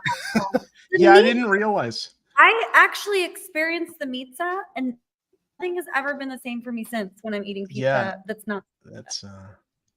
We when Brad used to still live in Chicago, and they were making some independent films here, both Katie and Brad had attended one of my really big pizza parties that I used to hold, and I made this thing that I called the deep dish pizza, and it didn't have a bread crust; it was a meat crust. It was all meat and cheese and tomatoes, and it was my first attempt. So clearly I was bailing out grease almost the entire time through the baking process because I forgot to pre-cook the bacon. So needless to say, it was delicious. It was so good. Uncle Warren in the chat says this interview about a sloth movie went by quickly. Yes. Well, listen, you two are. I spent 10 years in LA, and I wish I was still back there. Although I'm happy to be back here in Chicago doing other things, but I don't want to take you away from. I know a lot of the important stuff you guys got to do and focus on as you prepare for your premieres next week. I'm so happy for you both. I'm really looking forward to meeting you both, and I'm very, very grateful you had some time to come on to the show and share your project with our audience. Absolutely. Thank you so much for just like the support. It means so much to us. Like genuinely, we could not do this without people, experiencing it and having fun with us and wanting to see it. So Absolutely. Thank you guys for the support and the shout outs.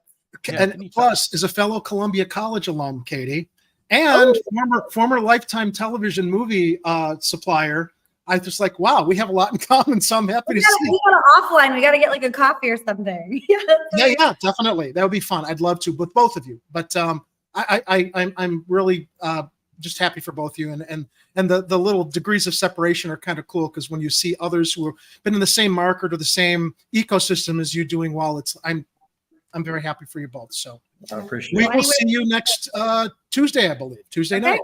Good. Ed, thank you. Please start to make the meats again.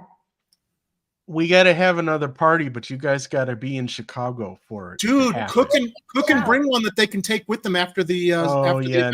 That's not going to travel very well. Oh, okay. All right, we'll figure out a time. Though. Ed, you're the best. Thank you so much, Jerry. Ed, thank you guys. All right, have a good night. Be safe. Take it easy. Take care. So, well, how about that? Chicago filmmakers do good. Slotherhouse in theaters August 30th.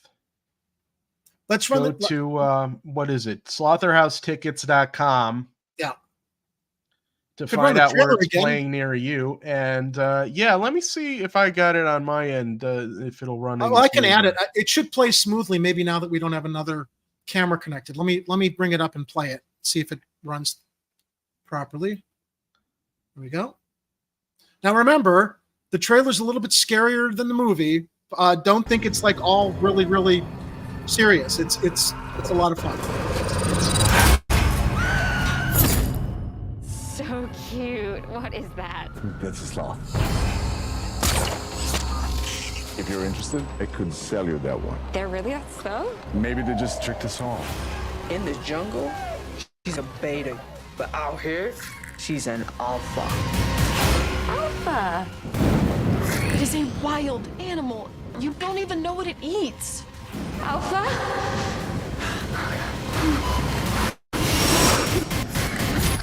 It's a Slotherhouse. Oh.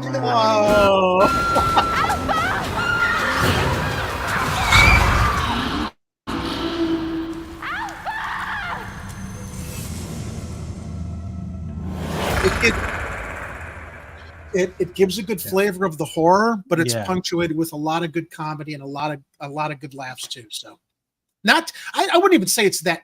It's not. You go to the word campy. It's not campy though. I think it's a good balance of everything. So, yeah, it's an entertaining film. If you're like, I'm going to go to the theater, but I don't want to watch, the usual thing that everyone's promoting in the big film industries, this is a really great alternative for you. I forgot to set this up the way I said we were going to do before the show. Remember we were complaining last week about how all we see is the same old from Disney. Why aren't there any original ideas anymore? We're seeing the same crap regurgitated and not as well. Here you go. An original, unique, very funny movie, original idea. And this is the kind of creativity, unfortunately, Hollywood doesn't engage in very much. This is why you have to support independent filmmakers who bring you the original, unique stuff. Yeah, so I'm glad we got to get him on before we went to the premiere, and so we're going to be off on Tuesday night. So we'll see you guys again on next Friday. Yep. And I don't know if we're gonna do anything between now and next Friday, but you never know. But you're not getting rid of us that easily because we still have more news to cover tonight. That's true. As well as Oreo knocking the camera around, right, Oreo? Oh, yeah, there's more in the show notes after that. Okay, oh, yeah. How about that? In fact, we were able to kind of jump ahead with the homeless angle on what's happening with our migrant crisis here in Chicago. However, as always, we have a segment we like to call... I look at this town, and I don't like what I see anymore.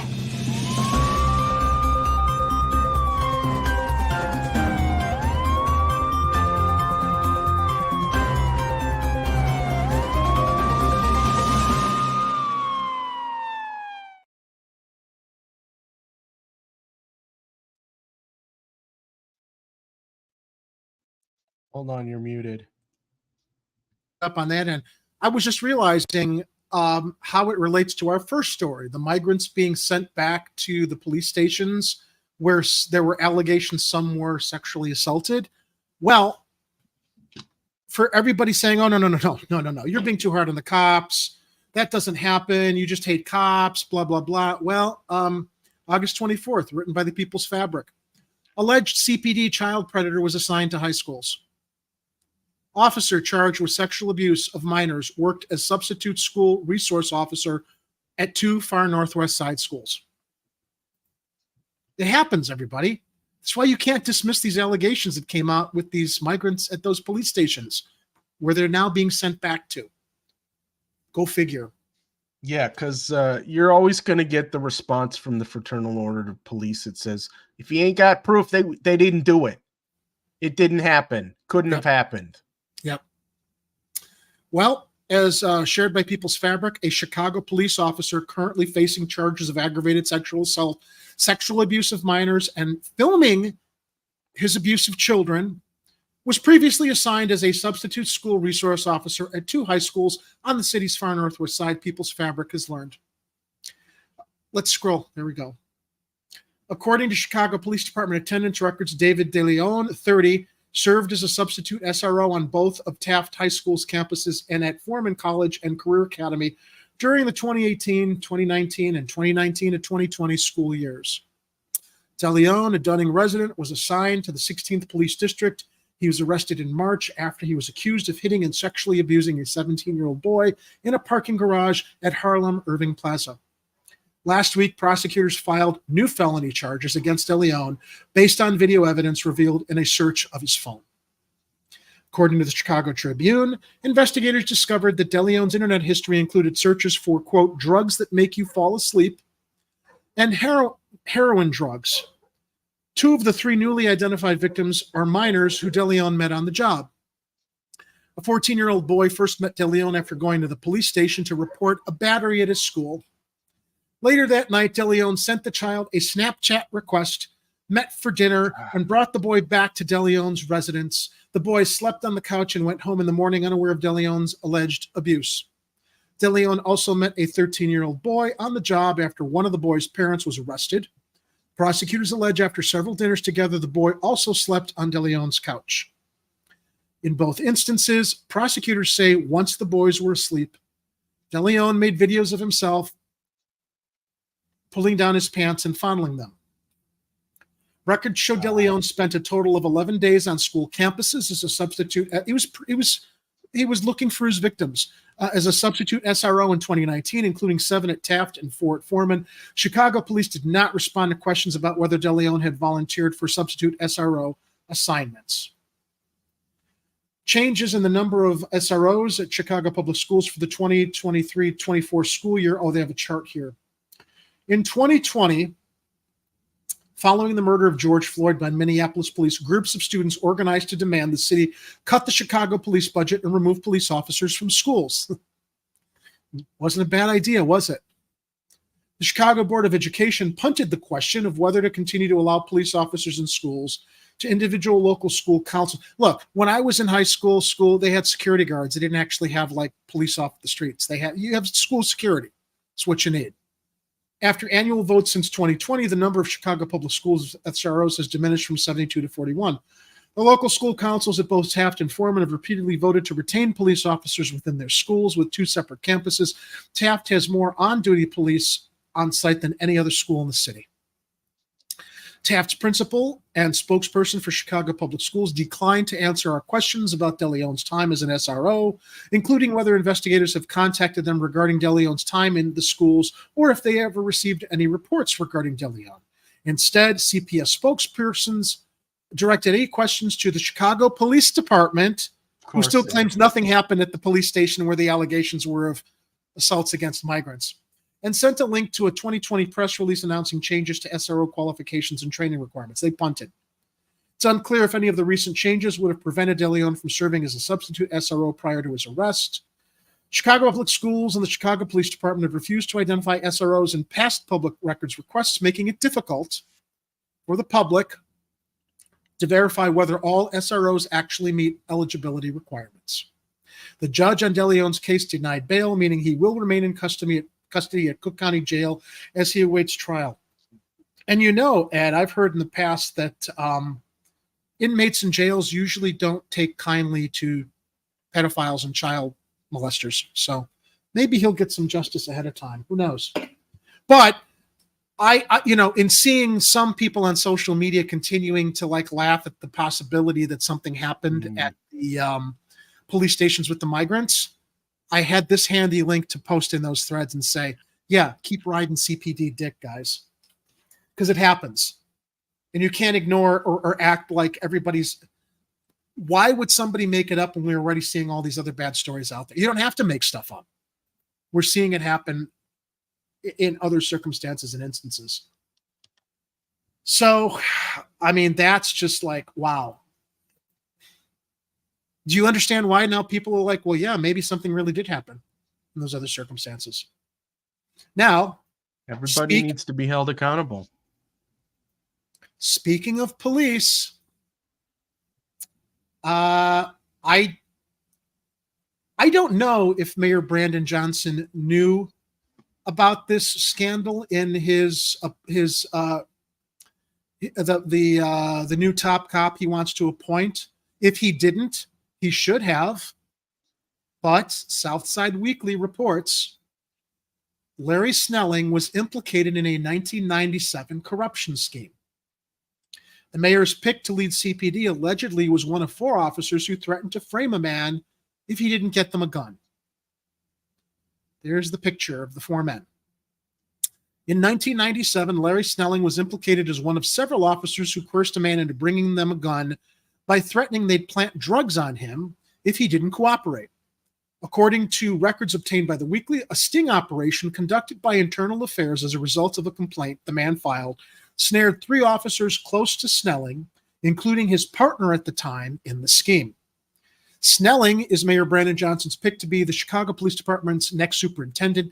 He was shortlisted for the top position by the new Community Commission on Public Safety and Accountability after a months-long search, and Johnson announced he'd be his choice on August 14th. The city council has yet to confirm him. Yeah. curious timing here. I wonder if this will cause problems and potentially put Johnson's other choice in a better position. Not the one from out of town, but the one who seemed to be working more with police reform. And I'm forgetting his name now. The That was my constitutional choice. Policing guy. Right. Yeah, that was the guy I whose thought name should I get it forget. before Snelling. Maybe this will cause issues and he'll have to go to, I hope it's not the guy from out of town. I think whoever is top cop here has to have lived here and really know the landscape here, especially inside the police department as that other candidate that I'm sure Ed is looking up. I should be looking that up. No. I didn't mean, I assumed maybe you were because you're always good to do that. But maybe you will, maybe you won't. But let me continue the article. The mayor's office did not respond to the weekly's questions at press time. The vast majority of Chicagoans I've talked to support him, Driver said. We would not have put his name forward if we thought there was something in his record that disqualified him. Really? This wouldn't? The best indicator of a changed person is changed behavior, and I think the last 25 years of his record speaks to that. Maybe, or maybe there's stuff that you don't know that you couldn't possibly know that is that he hasn't changed based. Look, man, can people change? Yeah. In police culture, I don't know so much. I don't know because there's that cultural aspect of you live within that system. And, with all due respect to Snelling, if he was a good cop, why would he have engaged in this kind of behavior then? And now after that, he's changed. Maybe he has, but I don't know, man. I think this is a big red flag. Chicago mayors and the department's top brass have long prioritized taking guns off the street. Now, this adds some perspective to what they were trying to do and why I guess they felt it was excusable or they allowable or they what's the word, they enabled what they did. And the officers who do this kind of work are often rewarded with promotions or other commendations by how many guns they get off the street. The tactics employed to accomplish this have occasionally been illegal, Ed. Occasionally. Jerry, It's really quick. Yeah. Angel Navales was the chief of constitutional policing and reform candidate. So he's probably the backup. Do you have his background up there? Because I really liked his credentials. I got the CBS 2 article. I can give me a copy of that. I'll continue reading, and he was a 23-year CPD member, and but it was his internal work with the reform in the department that I thought made him stand out as a better I think he was my pick as well because of the constitutional policing and reform. I had a problem with Snelling because of the counterterrorism stuff. Yeah, we did talk about that. So in its 2017 investigation of CPD, the Justice Department highlighted allegations that CPD officers attempt to gain information about crime using methods that undermine CPD legitimacy and may also be unlawful. Home and Square, anyone? And reported that the investigation indicates that these practices in fact exist. The events surrounding the sting operation began a couple blocks south of Sherman Park in Englewood on a sweltering July day in 1997. A 30-year-old man and his girlfriend were sitting on the porch of her house when four officers, Snelling, his partner Leroy Horton, Robert Hale, and Terrence Knowles, pulled up. In their sworn statements to internal affairs investigators, or infernal affairs, however you want to read that, the officers later claimed they were responding to a narcotics call. They handcuffed and searched the man and placed him in the back of one of their squad cars while they continued combing through the area surrounding his girlfriend's home. The man later alleged that one officer then came back to the car and showed him 6 blue-tinted Ziploc bags containing rock cocaine and insisted the drugs were his. The officers never inventoried the baggies and all later claimed not to have found any drugs on the man or that they even arrested him. Instead, they said they brought him to the station to fill out a contact card. According to a complaint the man later filed, the four officers took him to the 7th District in West Englewood. After arriving at the station, the man, who'd been arrested less than 4 months before on a separate drug offense and was on parole for a prior conviction, said that the officers, including Snelling, told him that they'd let him go if he promised to bring them a gun. which would lead to promotions and other stuff aforementioned in the article. Should he fail to do so, the officer said the next time they saw him, they would plant drugs on him and send him to prison, the man alleged. How many stories have we talked about here in Chicago of cops planting evidence and threatening? Look, this guy that they threatened, clearly, he didn't have the best judgment anyway, given his priors. But police officers are not supposed to behave this way. There's an ideal they're supposed. I'm sorry. Go ahead, Ed. And the problem is it's the code of silence, because even if they know it's the wrong thing to do, they're not going to snitch on their fellow brothers in blue.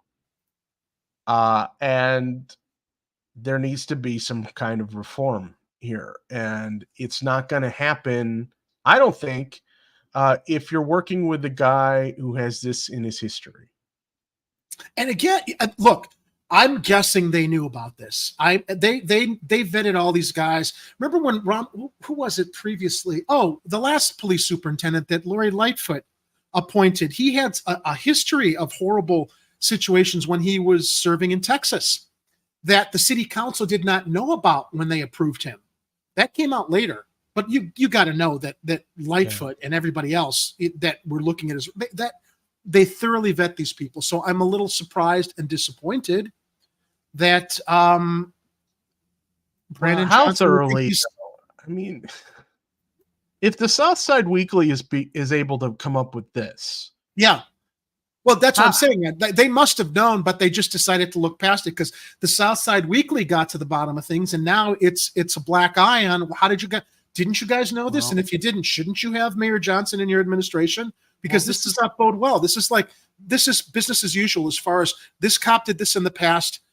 Do you really know he's changed? Do you really think maybe he wouldn't look the other way if other cops continue to do this? This is irritating to me because now it's just going to delay any more reforms in the CPD or anything that the mayor wants to do that potentially puts the CPD either in a bad light or on the hook for accountability. Because now we basically have a situation where the city council is going to have to come and ask him about this. Yep. And who else? What else is where there's smoke? There's that expression where there's smoke, there's fire. What else might there be there? And I ultimately, Ed, this is going to be a blemish on Mayor Johnson, who's working really, really hard against his detractors who will, expect that every gun violent crime that happens is his fault, because he's supposed to be on every corner preventing it. He's already got an uphill battle here. And look, as far as I'm concerned, the honeymoon's over with Johnson. We're past the first 100 days. Yeah. This is either extremely naive or extremely negligent that the mayor presented him not knowing this, or I don't know, maybe the people that vetted Snelling didn't tell the mayor. That's another problem. Look, I'm okay with giving people second chances, so I want to hear what he has to say about this. But I think they need to start moving on this. If he needs to be vetted by city council, and they need to ask him about this, they need to get rolling on that. We got to stop dragging our feet slower than sloths to follow tonight's theme. to try and get the city to start moving forward on a lot of stuff, like that hit and run story we were talking about.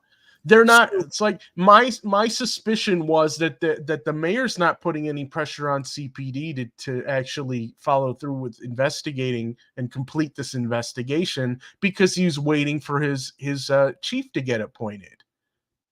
And now this is going to turn into a sideshow. It's going to turn into a circus that it didn't need to turn into. It's going to derail.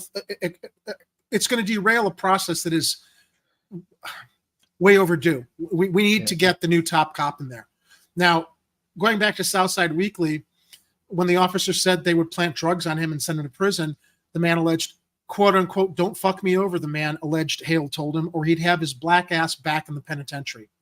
Hale then handed the man his business card and gave him specific instructions to page him at his number with the code 57 and to place the gun in the hole of a tree behind his girlfriend's house where they would know to pick it up. Then they released him. It's like something out of like a movie. Yeah. They Or a found TV series. Yeah. 2 days later, the man called Internal Affairs to report Snelling, Hale, Horton, and Knowles. He was interviewed by investigators a few days later, and he gave them a business card that bore Hale's full name and his title, preliminary investigator, as well as a Freemason insignia and the motto, often tried, never denied. After hearing the man's allegations, Internal Affairs investigators decided to conduct an integrity check of the officers. With a sting operation, they obtained a .357 Magnum from CPD's Education and Training Division and had it dusted with an ultraviolet powder so that anyone who touched it would have invisible traces on their hands and clothes. They put the handgun in a white plastic bag. Good for Internal Affairs, man. It's nice to see how they operate and that they don't screw around as far as making sure they're going to get their alleged perp.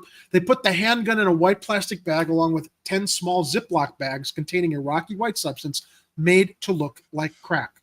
They placed the white plastic bag in the hole in the tree behind the man's girlfriend's house and paged Hale. Hale called the man who told him where to find the bag. As expected, Hale, Norton, and Knowles drove to the house in an unmarked vehicle shortly after the call. Unbeknownst to the officers, Internal Affairs was surveying and recording their movements. Investigators witnessed Hale get out of the car, quickly retrieve the white plastic bag from inside of the tree, and then take it back into the car before opening it up and looking inside. Rather than driving straight back to the station with the recovered gun, the officers made a street stop of a group of people and searched the area around them as Internal Affairs investigators continued to surveil them. Back at the station, investigators saw Hale carry the handgun inside. The officers didn't bring in the bags of fake crack or report their recovery. In their case report, they'd claimed an unknown citizen paged them and told them he'd seen teenagers put the bag in the tree. Having witnessed the officers seize the planted gun and place it in evidence as if they had obtained it in the course of normal police business, Internal Affairs investigators stopped them as they were leaving and informed them of the man's allegations. They found traces of the ultraviolet powder on the officers' hands, indicating that each had separately held the planted gun. Investigators later served Snelling with a notice that he was also one of the accused officers. Now, all four denied they'd threatened the man with prison time or that they'd even told him to get the gun. Hale claimed that after removing the gun from the bag, he'd balled up the bag and thrown it away without ever seeing the Ziploc bag as fake crack cocaine. All right, look, a lot of this points to Hale, but Snelling was involved with this group. That's what you call what?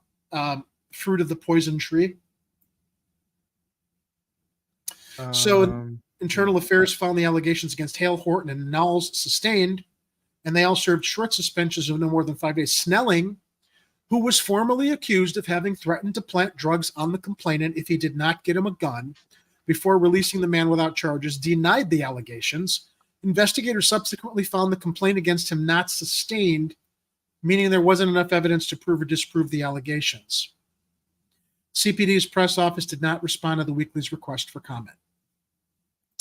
Make of it what you will. I don't know, man. It smells. I think they didn't do proper vetting, because this is just like tailor-made to blow up in Johnson's face and slow down.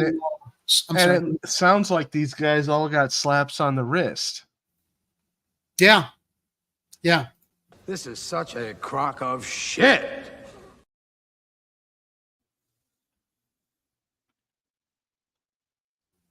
It sure is, Al. You know what else it is, Ed? Blowjob! Blowjob!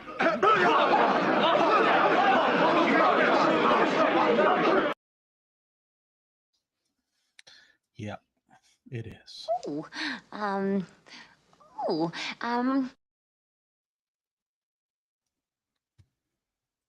So well, I guess we'll see what happens. I mean, he's got to go.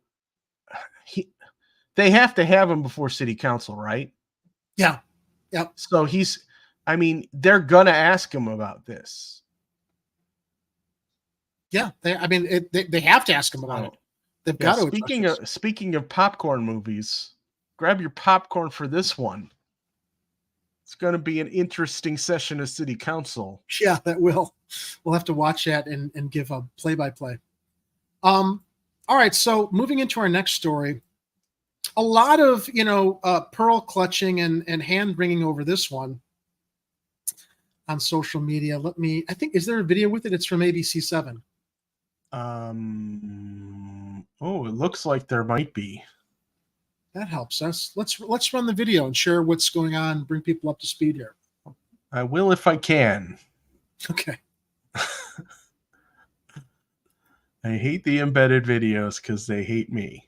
And we have all the stupid it's pop-up ads and all kinds of stuff. So while I am battling pop-up while he's doing ads, that, let me set it up. The city of Chicago. Some promotion first.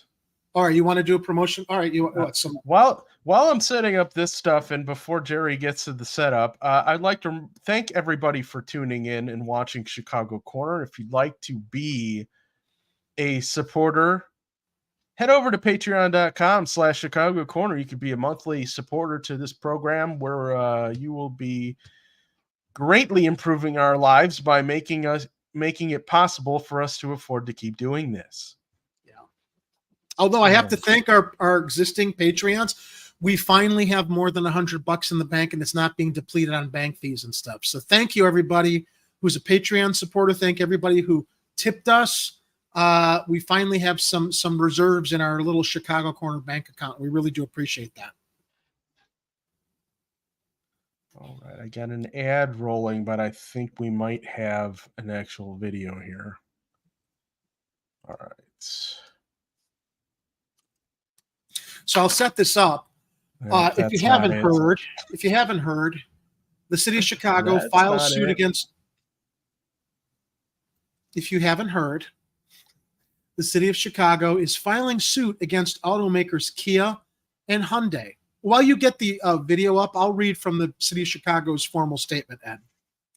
A critical defect in the company's vehicles led to a car theft crisis. This comes from the mayor's press office. Mayor Brandon Johnson announced today that the city has filed a civil lawsuit against Kia America Incorporated, Kia Corporation, Hyundai Motor America, and Hyundai Motor Company for their failure to include industry-standard engine mobilizers in multiple models of their vehicles, resulting in a steep rise in vehicle thefts, reckless driving, property damage, and a wide array of related violent crimes in Chicago. Now, my first reaction to this, Ed, was, really? Are auto manufacturers, look, I think that these security devices should be in all these cars, but are they obligated to put them in? To which, a lot of people on social media were saying, well, yeah, he's going to go after the car manufacturers. He's not going to go after the criminals. But you know what I found that's interesting, Ed? This precedent was set previously in other major cities that have sued these same automakers, notably St. Louis, Missouri, Cleveland, Ohio, San Diego, California, Milwaukee, Wisconsin, Columbus, Ohio, Baltimore, and Seattle. So to everybody on social media talking about this as a socialist leftist agenda to take down these car companies, there are a lot of red cities and states in that list that I just shared that have sued these automakers previously because apparently I guess that it's expected that these vehicles should be harder to steal. And and it's known that Kias and Hyundais are infinitely hackable because of those USB hacking things that passed around on social media months and months ago. That's why there's such a crazy car theft. What do you call it? Epidemic. Because if kids don't have anything else to do, you take away the basketball hoops from the courts, if you take away their possibility of getting maybe a part-time job or something, or if you take away any kind of other activities or anything to keep teens or young adults out of trouble, then they're going to be looking for things to do. And people are passing around on social media, hey, let's boost a car and go on a joyride and then maybe rob a bunch of people and whatever. It's like, no. That's Art brings up. Yeah, go ahead. I'm sorry. I thought I caught a pause there. I was going to interject what Art said. It's the same reason why you can't hold gun manufacturers liable, but apparently they're going to start holding gun manufacturers liable, Art. I don't know if it was Pritzker, but which states or governors are filing laws to, I think it was here in Illinois, there was something passed or there's something proposed to hold gun manufacturers liable. Or they're going to allow, they're going to allow civil suits against gun manufacturers for gun crimes. Wasn't that here? I remember reading about it like maybe a month ago. I don't recall. We'll have to look it up. But, to your point, Art. I located the video. If you let's show the video. Okay, so I believe that's the video. Oops, let me add that back to the tweet. Also new to IKEA and Hyundai responding to Chicago's lawsuit claiming a defect in certain models of those vehicles has led to a car theft crisis here. The lawsuit claims the companies failed to include engine immobilizers in models sold between 2011 and 2022, which is an industry standard. The city reports Kia and Hyundai vehicles made up more than half of all vehicle thefts in this city so far this year. Can you in pause a statement, a second? Kia says, quote, lawsuits. Okay, so before we go on, apparently it is an industry standard, so they are expected to do this. It's not, there is an obligation here that since it's an industry standard, they're just cheaping out on it, which causes the rest of the problem here that other cities have gone after them for. Filed by municipalities against Kia without merit. Kia has been and continues to be willing to work cooperatively with law enforcement agencies in Chicago to combat car theft and the role social media has played in encouraging it. Hyundai says it remains, quote, committed to ensuring the quality and integrity of our products, all of which are fully compliant with federal anti-theft requirements. Watch breaking news on YouTube. But are they compliant or are they not compliant? That was kind of a... Well, that's why they're being sued, because they weren't compliant in the past where they were supposed to be.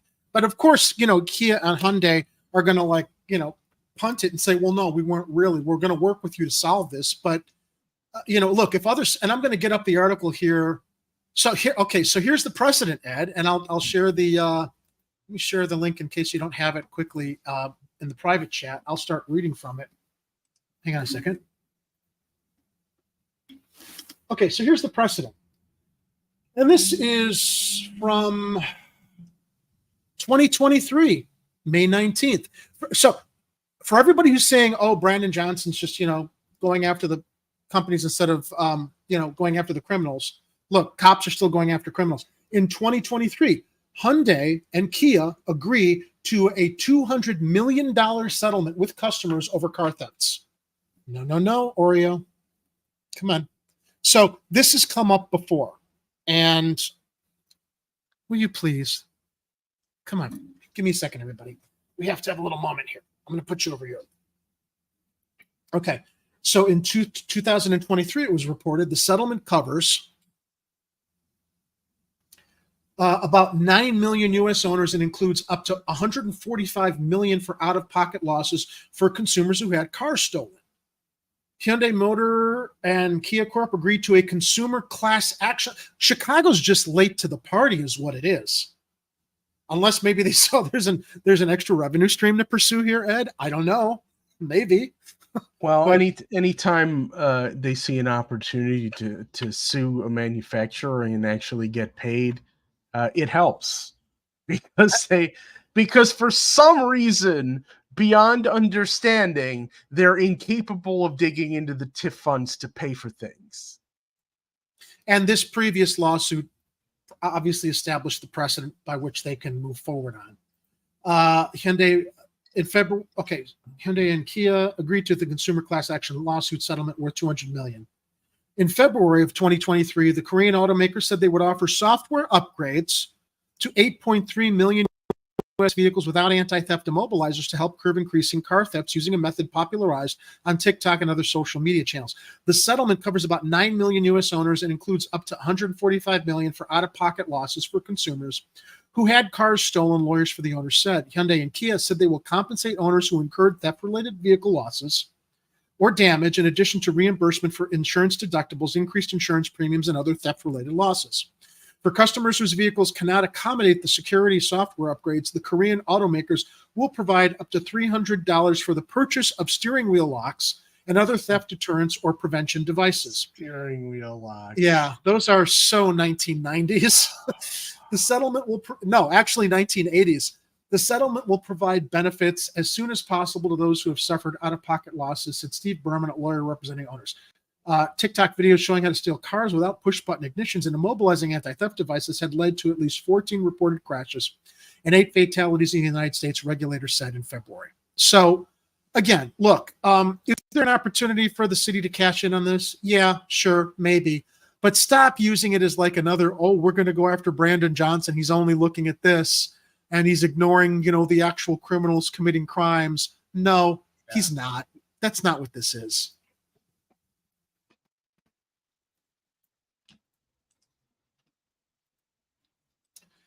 So that's that story. Now, this is kind of a cool little tidbit that Ed brought to my attention. You know what, Ed? I'll let you fill this one in while I get the final story all set up. Okay. Someone on Twitter posted this, and I thought it was interesting. This is Jeremy Glover on Twitter. It says, it's hilarious that we built the Burn interchange. He's talking about the Jane Burn interchange on the exact spot where the Burnham plan recommended placing the grandest civic space in the country, possibly the all-time greatest unintentional repudiation of the City Beautiful movement.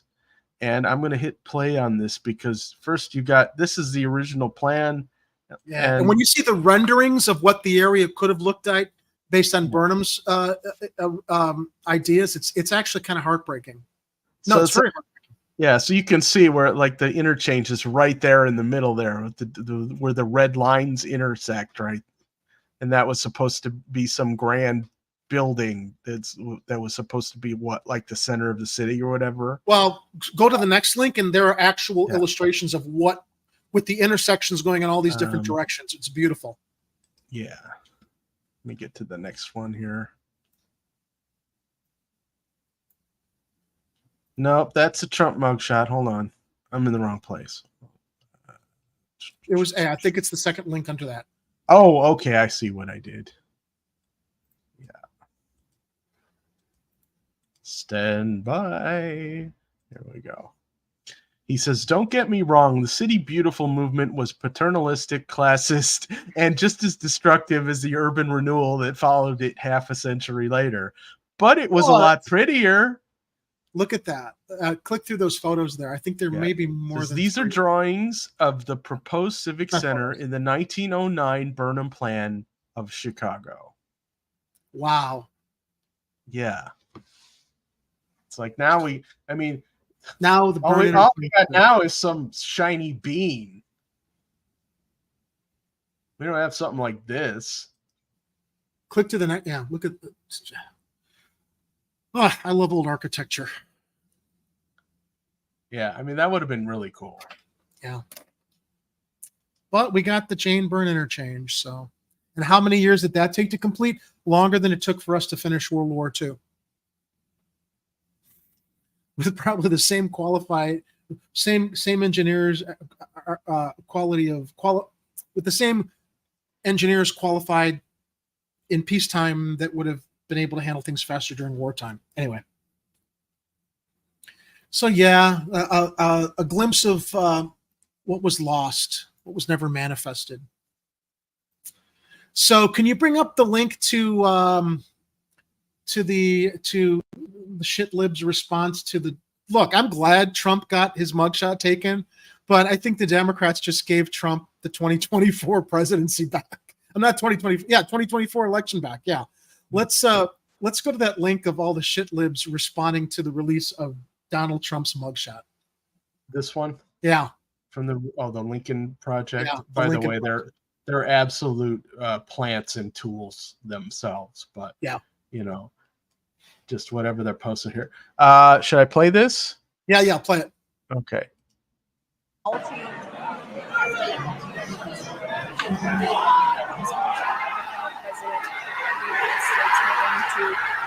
To show it to an audience now. This is just a striking image too.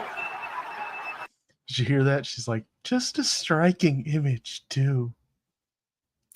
All right, so there was some behind the scenes video.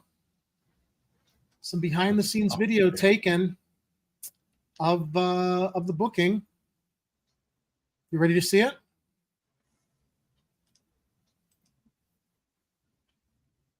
Stand by, everybody.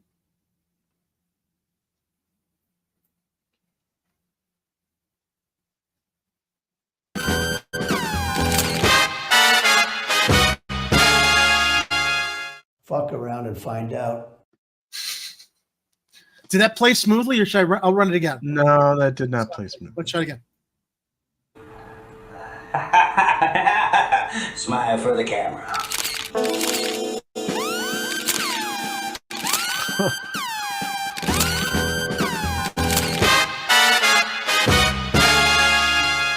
Fuck around and find out. I think that's essentially what the Dems have just done. Yeah. And this is not an endorsement of short fingers make big leap. Of course hands. not. I don't want to. For anyone who's wondering, because my personal position is that the money red and money blue parties are the kayfabe duopoly, and they are in cahoots with each other. Nobody should vote for any of those jerks. So if you're in a state that still needs to get third-party ballot access for another party that you're trying to promote, you should probably get on that and get access for your party. For example, the Green Party, I think, has about ballot access for about 17 states right now, for sure. I think they've got 4 or 5 states where they're doing legal challenges on top of that. And then there's a few other states in progress. But there's time. So if you really want to stick it to those jerks in Washington right now, and you don't have easy access to airlifts and volcanoes, I highly suggest trying to get ballot access for an alternate party in your state. Now, we're ending the show with this because I just want to kind of go out on something light. This is what, as you saw in that video, speculation, this is what the mugshot ended up looking like.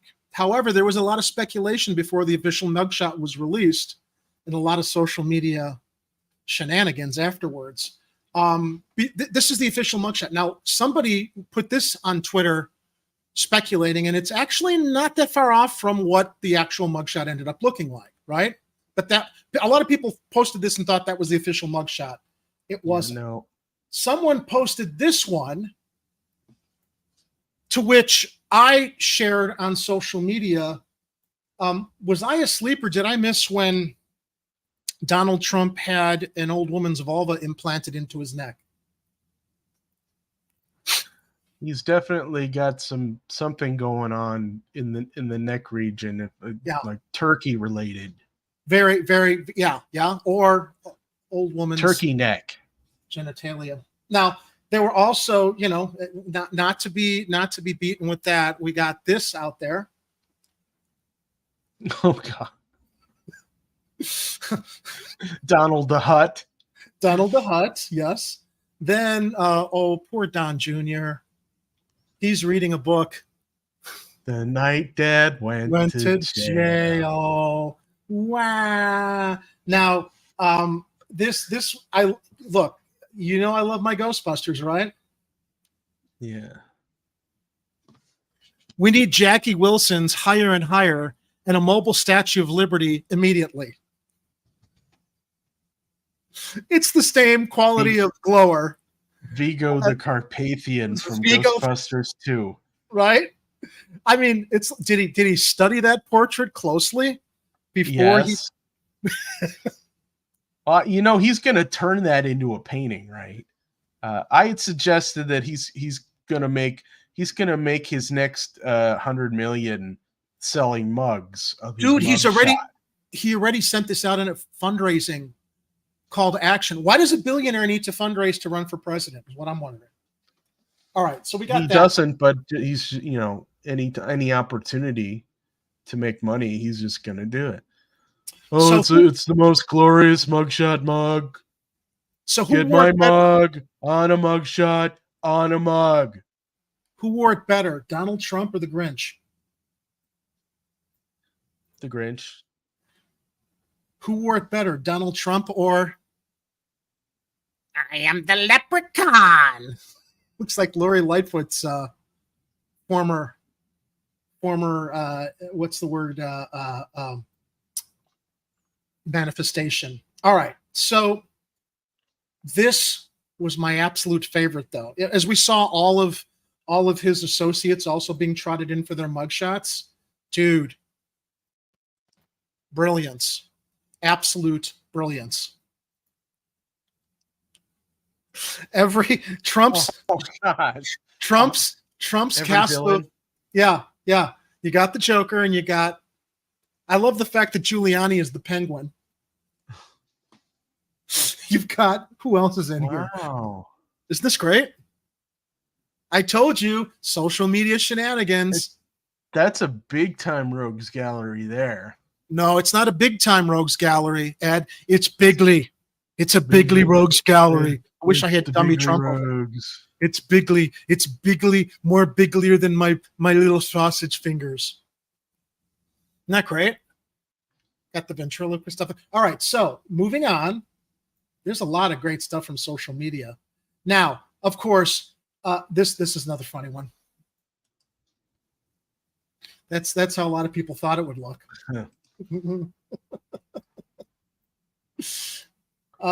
Attitude reflecting. Pouting, yeah.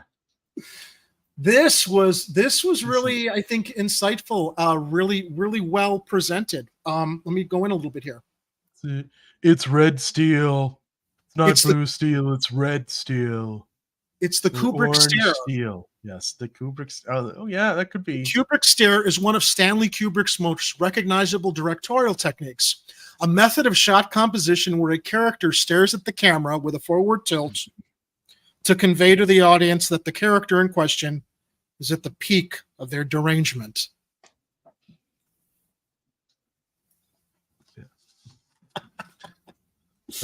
Head tilted, eyes upward, or eyes forward. Yeah. That evil glare. Now, of course, yeah, not to be undone. I'm going hashtag orange steel. Now, lest Donald Trump hog the spotlight, all of his Republican ass kissers in Congress decided to figure out how they could capitalize on this also. Yeah. So we have Marjorie Taylor Greene. This is the photo that will win the 2024 presidential election. The American people will not stand for communism in America. And of course, this is from her Twitter feed, Ed. Yeah, nitwit. This is from her Twitter feed. No, this is, I should say, her twatter feed. She decided to pose like this. I stand with President Trump against the commie DA, Fani Willis, who is nothing more than a political hitman tasked with taking out Biden's top political opponent. Persecution, not prosecution. That's from her Twitter feed. Okay. Look, okay, I need to address this right now. Anyone who tells you that anyone in the corporate Democratic Party is a communist is an absolute nitwit, or they think you're dumb. Now, not to be undone on a local level, Ed, you know who decided to jump on the bandwagon here in Illinois? Even though I had no idea he was relevant. Boom. There's Darren Bailey. Remember Darren Bailey? I stand with real Donald Trump. DonaldTrump.com. There he is. There's Darren Bailey's booking photo. Why? Why? Here's why, Ed. Hold on, let me finish. Because, he's running for Congress. Darren Bailey for Congress. Pray for our country and President Trump. He's going through hell to save our country while he's molesting the American flag. Look, I mean, we know that it's a political persecution here, but that does not mean that he is innocent. Of course not. Or not in need of prosecution. Okay, I'm gonna say this once: we need equal opportunity prosecution here. Biden has to go. He is just as bad as Donnie Shortfingers. This is what I say too. Look, they got Al Capone for tax evasion, right? If this is what they can use to get rid of Trump, not to keep him away from the presidency, because we don't want Biden there, but at least they will hold him accountable for some crimes, Ed. Unfortunately, not all the crimes we speculate he may be involved in. Cough, cough, Epstein. Yeah, look at him. I wonder how old those girls are there. We can speculate, but finally, I want to close this out. We've seen Trump, to some people, embarrassed, to others, martyred. But given the fact that the Democrats are hell-bent on this witch hunt this year, I have a preview of coming next year in 2024, ladies and gentlemen, to be continued. Yeah, that's not soon enough. To be continued. I hope we see this too. Yeah, but if he ever actually goes to trial, they'll probably try to plead him mentally incompetent or something in the Biden? defense, right? Yeah. Yeah, probably. Oh yeah. Oh, he's senile now. He's in Melty Joe. Yeah. He's only sharp like in the moments where he probably, and I'm going to say is likely on some type of short-term brain medication that only works for short periods of time. You heard him in Lahaina, didn't you? Talking about how he almost lost his Corvette. It was so damn offensive because he just does reruns of his old bullshit stories, most of which are not true. He always has to make it about himself. Full of lies.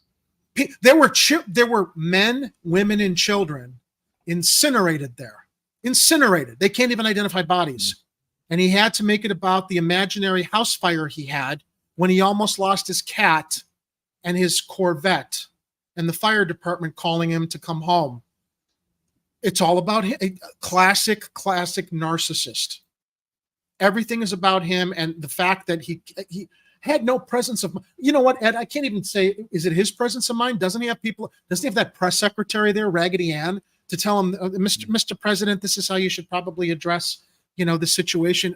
I guess they don't have any control over him because he just goes off on his just like brain firing off in different directions. The only thing they can really do is put up teleprompters or notes for him to read off of, and he's going to go off script when he goes off script. So he'll get into a certain anecdote and then he'll be on autopilot from the thing that's been in his brain forever. And that's why he keeps telling the same stories over and over again. And a lot of times those stories have been proven false, but he tells them again anyway. And now that his brain is melting, he can't remember which ones they called him out on. So he's just telling some of the really old ones, like the car accident with the truck driver and his wife and stuff, and talking about how claiming that the driver was drunk, but he wasn't. No, he wasn't. No, he's the victim. Feel bad for Joe Biden. He's the victim. So yeah. So I mean, I don't know. I was thinking, the Trump mugshot. It's like there's definitely some clever thing that maybe somebody could do with putting that on a mug, mugshot on a mug. Besides that, but I couldn't think of anything really good to do for our merch shop. But we do have some really good stuff in there. Well, I was thinking we should put ourselves, Ed and I, on a mug and call it the Mugshot mug, with our News Brothers sunglasses and hats and like a booking sign hanging from our necks. We'll call it our News Brothers Mugshot mug. That's but who the hell wants us on a mug? Who the hell are we? When they can more easily have Mr. Oreo. Nice lead in. I'll let you take it away, Ed. So if you are interested in supporting us and want to purchase some stylish new merchandise, head over to chicagocornertv.com/shop, which will bring you to our brand new merch store on Fourth Wall. And you can find interesting items like the Chicago Corner Classic Mug, or the brand new Oreo the Stream Cat mug. And yeah, why wouldn't you want a mug with Oreo on it? Come on now. That's adorable. And then we have Laser Eye Doppelganger Jerry, available on a pint glass, and then Laser Eye Oreo, his minion, is on the back side. Laser-eyed Jerry, doppelganger Jerry that stole Chicago Corner. Yeah, and then there's this other new design, the Streamcats Oreo style design, available on light and dark colored T-shirts, and also on pint glasses. So that's pretty cool. And then there's that weird Chuck the what was that guy's name? Chuck the Alien. Hold on a second. Chuck the who the hell is Chuck the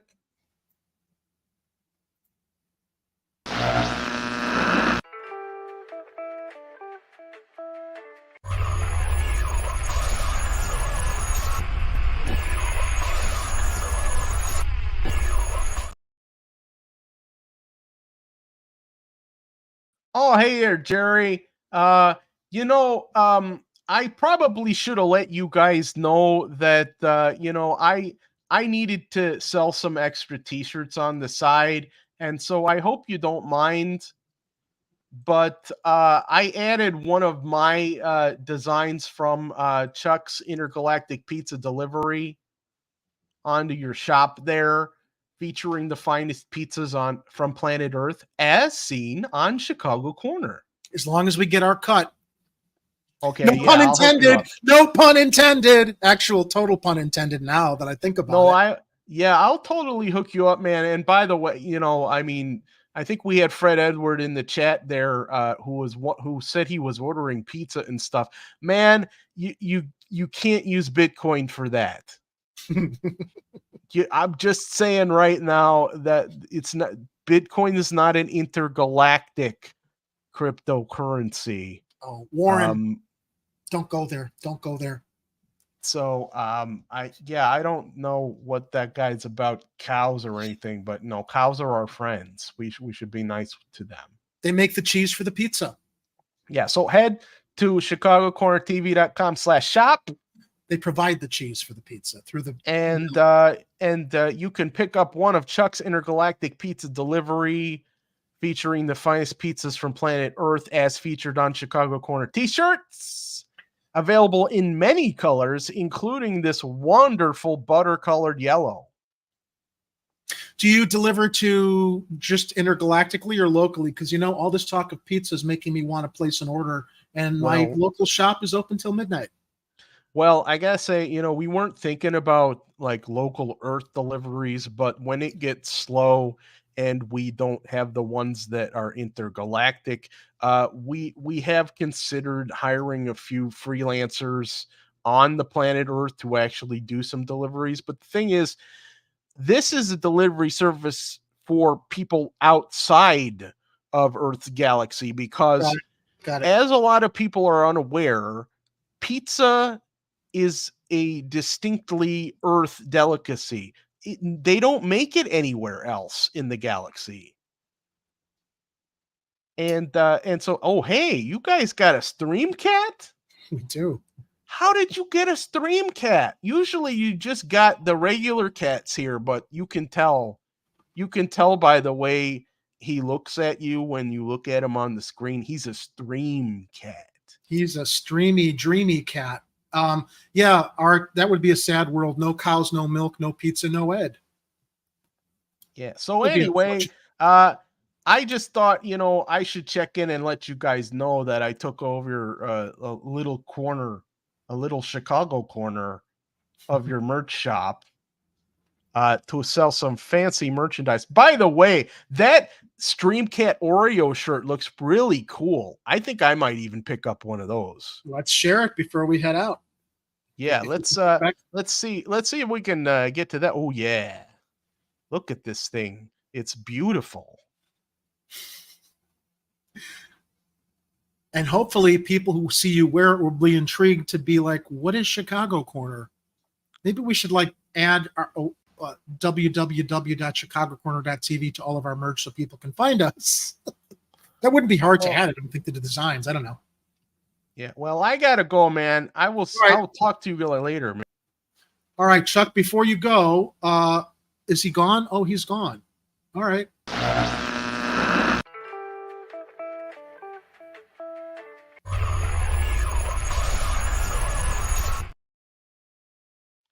Did I just get abducted again?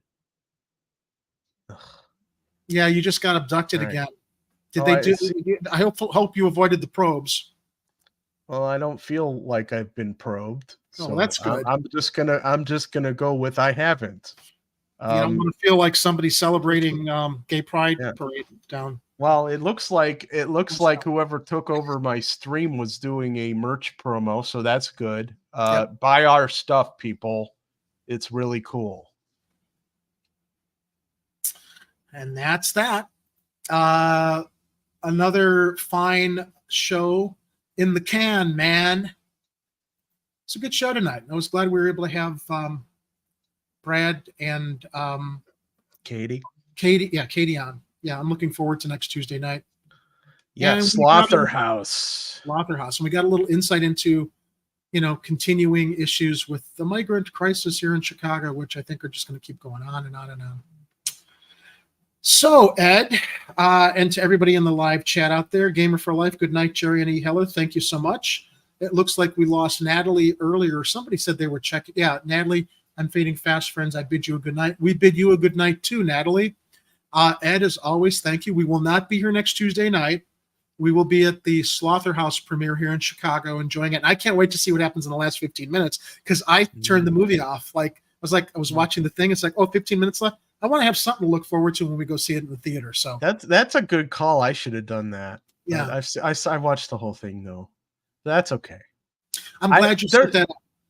I think me too. I'm looking forward to the premiere for all the things that maybe I didn't notice in my first viewing. So this could be one of those movies that you may want to see more than once. I tell you, I had a real tough time watching it here, not because the movie wasn't interesting, but I'm distracted by everything because I'm watching it here at my desk, right? Because we got the screener. So I'm like, text messages popping up, emails. I was stopping and starting. So I did get like the full first part of the movie short of the last 15 minutes, but I'm looking forward to like being captive in the theater and just completely captured to like watch it without interruption and see what happens in those last 15 minutes. But it's a really fun movie, people. So I if you're in Chicago or anywhere else nationwide, wherever you're watching from, look for it on their website.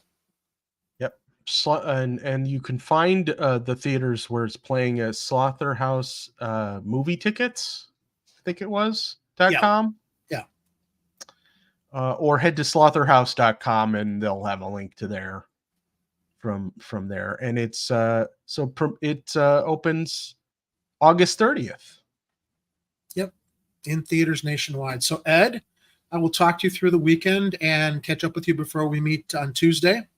Thank you for joining, or thank you for setting up the interview, and thank you for joining me tonight. And to everyone else out there in our viewing audience in Chicago and beyond, please make sure as you go into the weekend to stay safe, watch out for each other, be vigilant, take care of each other. And if you're looking for news, opinions, analysis, commentary, or just a good time, remember, if it's happening on the streets, you'll hear about it here on Chicago Corner. So please stay safe, Chicago. Get out of here, you dago bastard! Go on, get your ass out of here!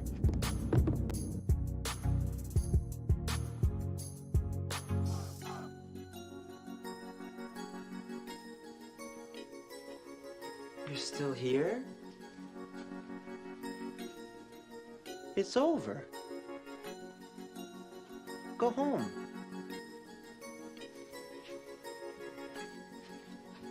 Go. The views and opinions expressed in this program are those of the speakers and do not necessarily reflect the views or positions of any entities they represent. If you would like to be a guest on Chicago Corner, please email our host, Jerry, at chicagocorner.tv.